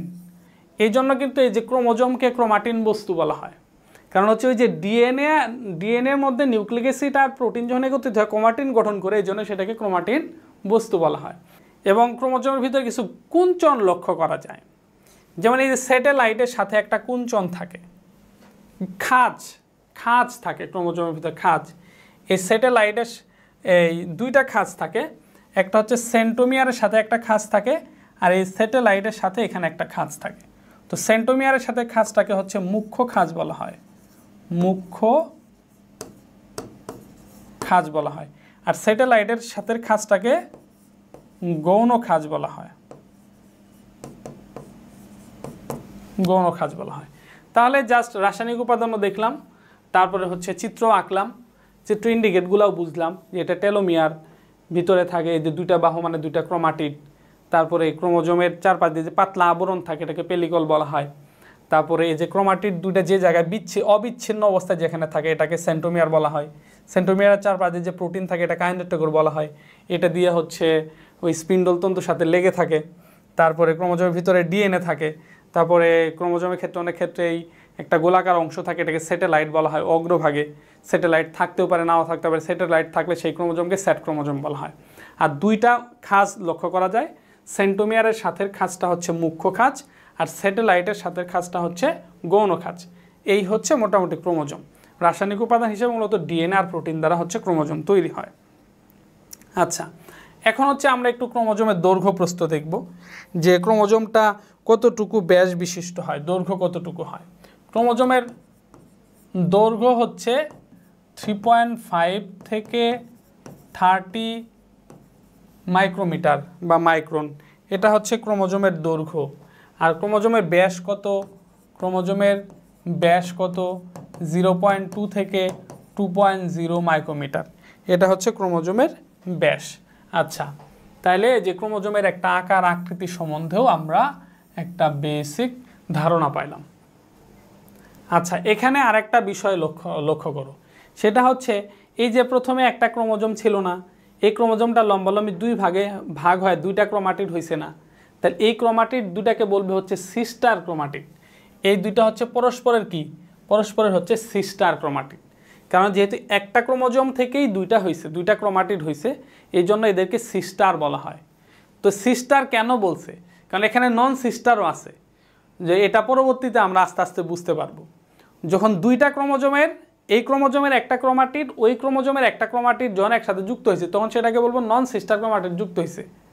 কিন্তু এটা একই ক্রোমোজোমের দুইটা ক্রোমাটিড, এর হচ্ছে সিস্টার ক্রোমাটিড। আচ্ছা, এখন আসো এটা পরীক্ষার মধ্যে আমি কিভাবে লিখব, কিভাবে বর্ণনা দিব।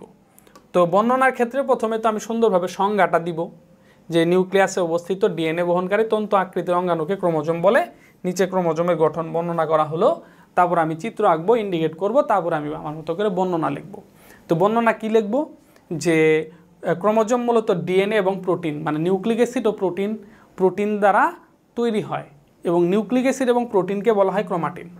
ঠিক আছে? প্রত্যেকটা ক্রোমোজোম হচ্ছে এই যে দৈর্ঘ্যে 3.5 থেকে 30 মাইক্রন পর্যন্ত হয়, আর এর ক্রোমোজোমের ব্যাস হচ্ছে 0.2 থেকে 2.0 মাইক্রোমিটার বা মাইক্রন পর্যন্ত হয়ে থাকে।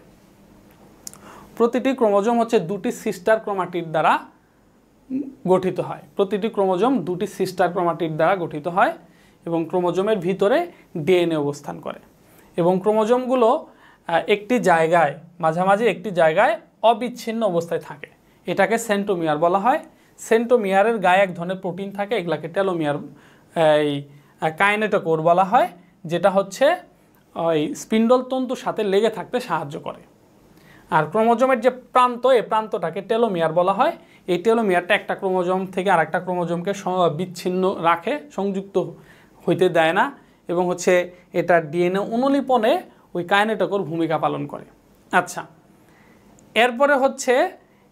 এরপরে আমরা হচ্ছে এই যে স্যাটেলাইটের কথা বলবো, যে ক্রোমোজোমের প্রান্তে, ক্রোমোজোমের এক বাহুর প্রান্তে অনেক সময় একটি গোলাকার অংশ থাকে, এটাকে স্যাটেলাইট বলা হয়। তো স্যাটেলাইটের সাথে একটা খাঁজ থাকে, এটাকে গৌণ খাঁজ বলা হয়, এবং সেন্ট্রোমিয়ারের সাথে খাঁজটাকে মুখ্য খাঁজ বলা হয়। ব্যাস, হয়ে গেল এই মোটামুটি। এরপরে আমি হচ্ছে ক্রোমোজোমকে বংশগতির ভৌত ভিত্তি বলা হয়, এই কথা বলে শেষ করে দেব। ক্রোমোজোমকে কি বলা হয়? বংশগতির ভৌত ভিত্তি বলা হয়। তাহলে হচ্ছে এখন আমরা একটা কোশ্চেনের মধ্যে আসি, যে মোটামুটি তাহলে এটা বর্ণনা হয়ে গেল। বর্ণনা বলতে প্রথমে সংজ্ঞা দিব, পরে চিত্রকে ইন্ডিকেট করে ইন্ডিকেট রিলেটেড কিছু কথা বলবো, তারপরে এটাকে বংশগতির ভৌত ভিত্তি বলা হয় বলে শেষ করে দেব। 3-3 পাবো ইনশাআল্লাহ। আচ্ছা, এখন একটা কোশ্চেন, খ নাম্বারের জন্য একটা কোশ্চেন আছে, সেটাও খুবই গুরুত্বপূর্ণ, যে ক্রোমোজোমকে বংশগতির ভৌত ভিত্তি বলা হয় কেন? ক্রোমোজোমকে বংশগতির ভৌত ভিত্তি বলা হয় কেন? এটা হচ্ছে একটা গুরুত্বপূর্ণ কোশ্চেন খ নাম্বারের জন্য, যে বংশগতির ভৌত ভিত্তি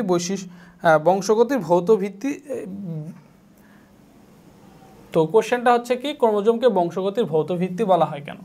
তো এটার জন্য একটা লাইন তোমাকে মনে রাখতে হবে, যে বংশ পরম্পরায় জীবের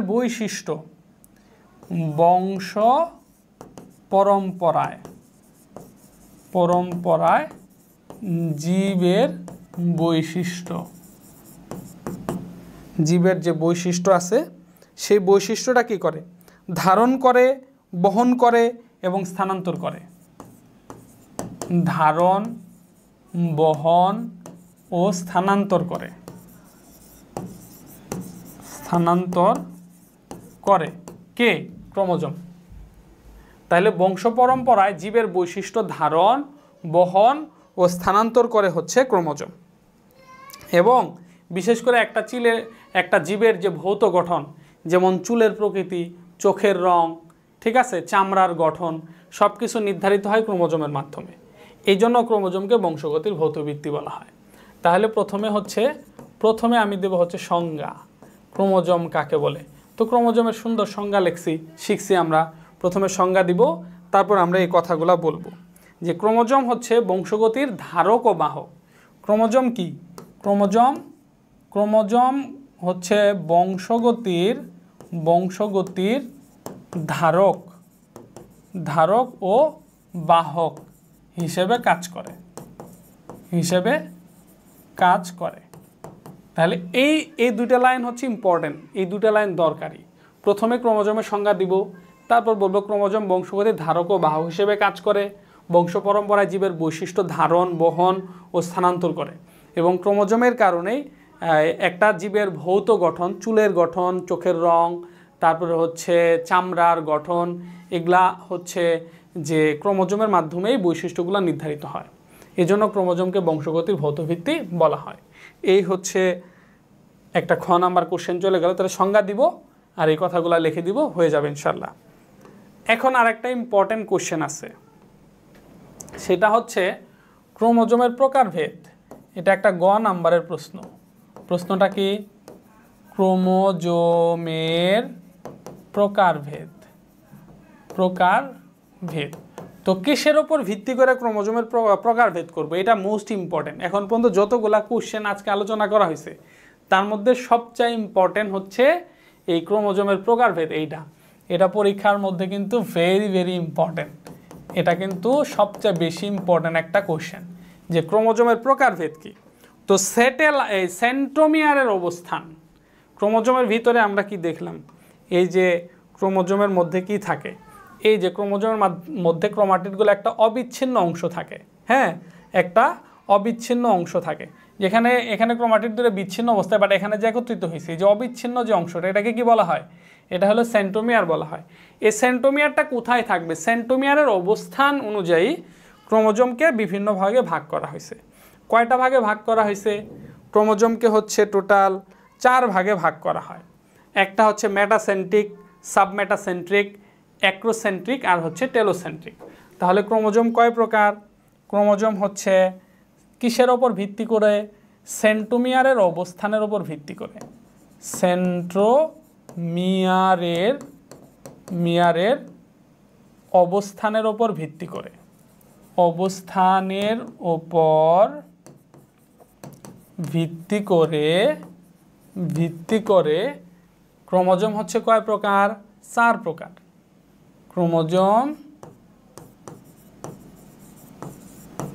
ক্রোমোজোম হচ্ছে কয় প্রকার? 4 প্রকার।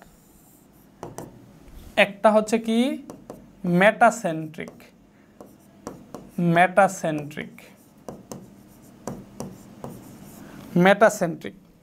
তারপরে হচ্ছে কি? সাবমেটাসেন্ট্রিক। 2 নাম্বার হচ্ছে কি? সাবমেটাসেন্ট্রিক। তারপরে হচ্ছে কি? অ্যাক্রোসেন্ট্রিক। খুবই ইম্পর্টেন্ট প্রশ্ন, এটা ভুল করো না, এটা মানে চেষ্টা করো যে এটা এখনই যেন শেষ হয়ে যায়। আর হচ্ছে টেলোসেন্ট্রিক।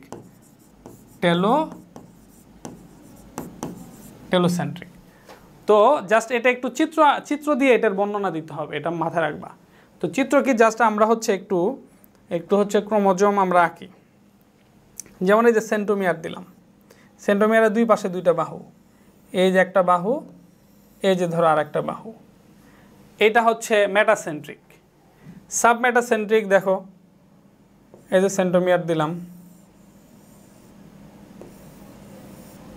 এই যে সাবমেটাসেন্ট্রিক। আবার অ্যাক্রোসেন্ট্রিক হচ্ছে যেমন ধরো এই যে। আর টেলোসেন্ট্রিক হচ্ছে এই যে। তাইলে হচ্ছে যে এখানে ভালোভাবে বোঝার চেষ্টা করো। মেটাসেন্ট্রিক, এটা সেন্ট্রোমিয়ারের অবস্থানের উপর ভিত্তি করে এটার প্রকারভেদ করা হয়েছে। তো জাস্ট এই ক্রোমোজোমটা চিন্তা করো, এটা চিন্তা করতে হবে এই ক্রোমোজোম, এই যে এই ক্রোমোজোমটা চিন্তা করতে হবে। এই যে ক্রোমোজোমের একটা বাহু, এই যে একটা বাহু, এই যে সেন্ট্রোমিয়ার, সেন্ট্রোমিয়ারটাকে মাঝখানে, তার মানে এটা একটা মেটাসেন্ট্রিক, এটা হচ্ছে একটা মেটাসেন্ট্রিক সেন্ট্রোমিয়ার, কারণ এটার সেন্ট্রোমিয়ারটা মাঝখানে। তো এই এক বাহু বিশিষ্ট একটা ক্রোমোজোমের কথা হচ্ছে তোমরা চিন্তা করো। তাইলে যে মেটা মানে হলো মধ্য, সেন্ট্রিক মানে সেন্ট্রোমিয়ার, তার মানে যেই ক্রোমোজোমের সেন্ট্রোমিয়ারটা মধ্যে অবস্থিত তাকে মেটাসেন্ট্রিক বলা হয়। এটা হবে ভি আকৃতির। এটা কি আকৃতির হবে? এটা হবে হচ্ছে ভি আকৃতির, এই যেটা ভি আকৃতির হবে মেটাসেন্ট্রিক। এটা হলো সাবমেটাসেন্ট্রিক, এটা হবে এল আকৃতির। এটা হলো অ্যাক্রোসেন্ট্রিক, এটা হবে অনেকটা জে আকৃতির। ঠিক আছে? টেলোসেন্ট্রিক, এটা হবে আই আকৃতির। তো এই বিষয়গুলো এখন দেখো, এই চিত্রগুলো কেন এইভাবে আঁকছি। তো মেটাসেন্ট্রিক কি, সাবমেটাসেন্ট্রিক কি, অ্যাক্রোসেন্ট্রিক কি, আর টেলোসেন্ট্রিক কি। তো তোমরা চিন্তা করো হলো ক্রোমোজোমের ক্ষেত্রে আমরা যে চিত্র আঁকলাম, ক্রোমোজোমের এই ক্রোমোজোমটার চিত্র চিন্তা করো, যে এখানে এই যে এটা একটা বাহু, এটা একটা বাহু, মাঝখানে হচ্ছে সেন্ট্রোমিয়ার। তো সেন্ট্রোমিয়ারটাকে এটা একবারে মাঝখানে না? হ্যাঁ, তো মাঝখানে, এই জন্য এটা হচ্ছে একটা মেটাসেন্ট্রিক, এটা হচ্ছে একটা মেটাসেন্ট্রিক ক্রোমোজোম। মেটা মানে হলো মধ্য, সেন্ট্রিক মানে হলো সেন্ট্রোমিয়ার। যেই ক্রোমোজোমের মধ্যে সেন্ট্রোমিয়ারটা মাঝখানে ওইটাকে বলা হয় মেটাসেন্ট্রিক ক্রোমোজোম। তার মানে এই যে চিত্রের যে ক্রোমোজোমটা আছে এটা একটা মেটাসেন্ট্রিক ক্রোমোজোম। এখন এই ক্রোমোজোমটা যদি একটু একেবারে মাঝখানে বরাবর না থেকে একটু এই দিকে থাকতো, বা একেবারে মাঝখান বরাবর না থেকে একটু পাশে থাকতো, তখন সেটা হয়তো সাবমেটাসেন্ট্রিক। একটা হলো কি বলে, একটা মেটাসেন্ট্রিক যেটা, এটা হলো মধ্যকেন্দ্রিক। মেটা মানে হলো মধ্য, সেন্ট্রিক মানে হচ্ছে কেন্দ্র, তার মধ্যকেন্দ্রিক। আর যদি মধ্যকেন্দ্রিক না, মাঝখানে না থেকে একটু পাশে থাকতো, তখন সেটা তো সাবমেটাসেন্ট্রিক মানে উপমধ্যকেন্দ্রিক। ঠিক আছে? তো এভাবে এখন হচ্ছে যে সেন্ট্রোমিয়ারটা যদি একেবারে প্রান্তে থাকে, একেবারে যদি প্রান্তে থাকে, তখন সেটাকে বলা হয় টেলোসেন্ট্রিক। টেলো মানে হলো একেবারে শেষ প্রান্ত, সেন্ট্রিক মানে হলো কেন্দ্র, মানে একেবারে প্রান্ত কেন্দ্রিক আর কি, একেবারে শেষ প্রান্তে থাকবে, এটা হচ্ছে টেলোসেন্ট্রিক। আর একেবারে শেষ প্রান্তে না থেকে প্রায় শেষের দিকে যদি থাকে, একেবারে প্রায় শেষের দিকে, তখন সেটাকে কি বলবে? অ্যাক্রোসেন্ট্রিক বলবে। ঠিক আছে? তাহলে হচ্ছে যে এই যে ক্রোমোজোমের প্রকারভেদ, সেন্ট্রোমিয়ারের অবস্থানের উপর ভিত্তি করে ক্রোমোজোম হলো 4 প্রকার। তো যদি সেন্ট্রোমিয়ারটা একেবারে মাঝখানে থাকে তখন সেটাকে বলে মেটাসেন্ট্রিক, তখন ভি আকৃতি ধারণ করে। এটা কিন্তু পরীক্ষা অনেক সময় দেয় যে ভি আকৃতির ক্রোমোজোমকে কি বলা হয়? মেটাসেন্ট্রিক। আর যখন একেবারে মাঝখানে না থেকে একটু পাশে থাকবে, তখন সেটা এল আকৃতি ধারণ করবে। এল আকৃতি ধারণকৃত ক্রোমোজোমটাকে কি বলা হয়? সাবমেটাসেন্ট্রিক বলা হয়। আবার যখন হচ্ছে এক প্রান্তের দিকে থাকবে, এক প্রান্তের দিকে, একেবারে প্রান্তের মানে প্রায় প্রান্তের দিকে থাকবে, তখন সেটা হচ্ছে অ্যাক্রোসেন্ট্রিক, যে আকৃতি ধারণ করবে। আর ক্রোমোজোমটা যখন একেবারে প্রান্তের দিকে থাকবে, তখন সেটাকে আয় আকৃতির মনে হবে, সেটাকে বলা হচ্ছে একেবারে প্রান্তিক ক্রোমোজোম, বা হচ্ছে এটাকে বলা হয় হলো টেলোসেন্ট্রিক, বা হচ্ছে প্রান্তকেন্দ্রিক। ঠিক আছে? তাহলে টেলোসেন্ট্রিক আয় আকৃতির ক্রোমোজোমকে বলা হয় টেলোসেন্ট্রিক, প্রান্তকেন্দ্রিক। অ্যাক্রোসেন্ট্রিক, এটা হলো প্রায় প্রান্তকেন্দ্রিক বা হচ্ছে যে আকৃতির। সাবমেটাসেন্ট্রিক, এটা হচ্ছে প্রায় মধ্যকেন্দ্রিক, আর মেটাসেন্ট্রিক হচ্ছে মধ্যকেন্দ্রিক। আশা করি বুঝতে পারছো। ঠিক আছে?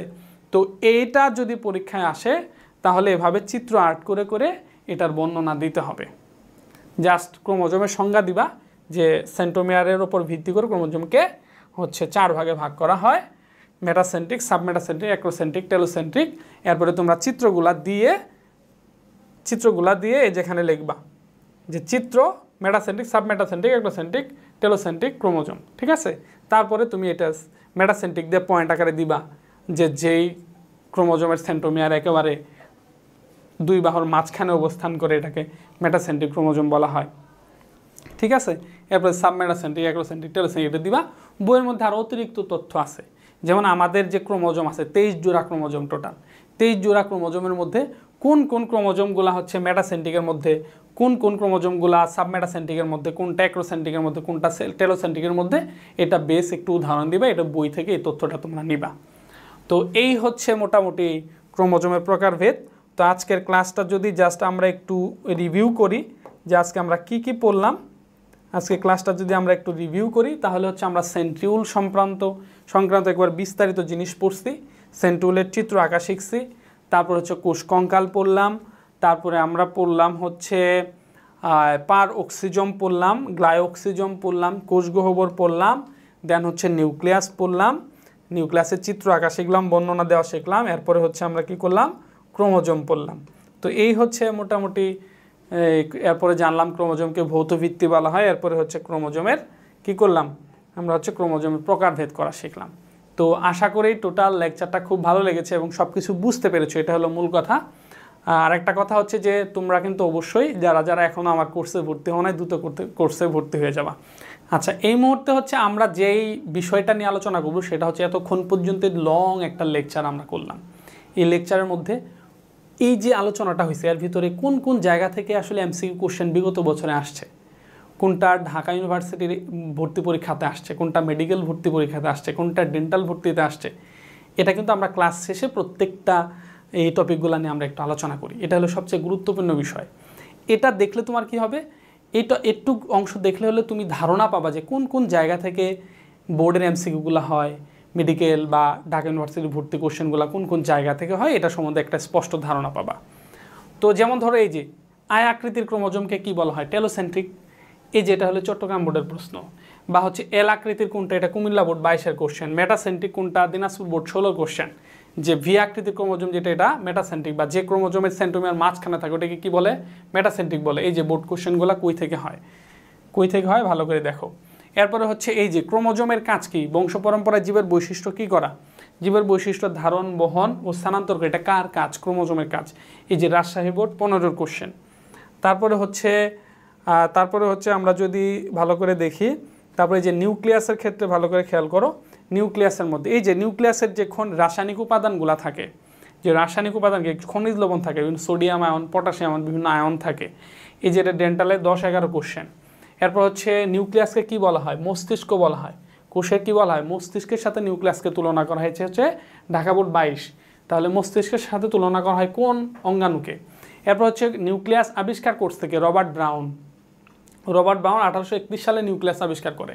তাহলে এই যে তথ্যটা ঢাকা বিশ্ববিদ্যালয় 12-13 সেশনের কোশ্চেন। আচ্ছা, এরপরে যদি আমরা আরও একটু দেখি, কোষ গহ্বর, পারক্সিজম বলছিলাম যে এগুলো একটু লেস ইম্পর্টেন্ট, এই জন্যই বলছিলাম এগুলো থেকে কম কোশ্চেন আসে।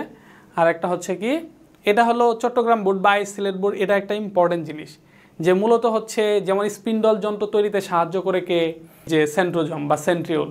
তারপরে দিল কোষ বিভাজনে সাহায্য করে কে, সেন্ট্রিওল বা সেন্ট্রোজোম। বা হচ্ছে দিল হচ্ছে ওই স্পিন্ডল তন্তুর সাথে ক্রোমোজোমগুলো যে লেগে থাকবে, বা হচ্ছে মেটাফেজ ধাপের মধ্যে ক্রোমোজোমগুলো বিষুবীয় অঞ্চল বরাবর অবস্থান করে, বা অ্যানাফেজ ধাপের মধ্যে যে এই ক্রোমোজোমের গতি সংগঠিত, এটার জন্য কোন অঙ্গটি ভূমিকা পালন করে, এই হচ্ছে সেন্ট্রোজোম। এই বিষয়গুলো হচ্ছে মাথায় রাখবা, এগুলা থেকে মূলত কোশ্চেন আসছে, ঠিক আছে। তো এতক্ষণ পর্যন্ত যে আলোচনা করাগুলো হলো, বিশেষ করে এই বিষয়গুলো একটু মাথায় রাখবা।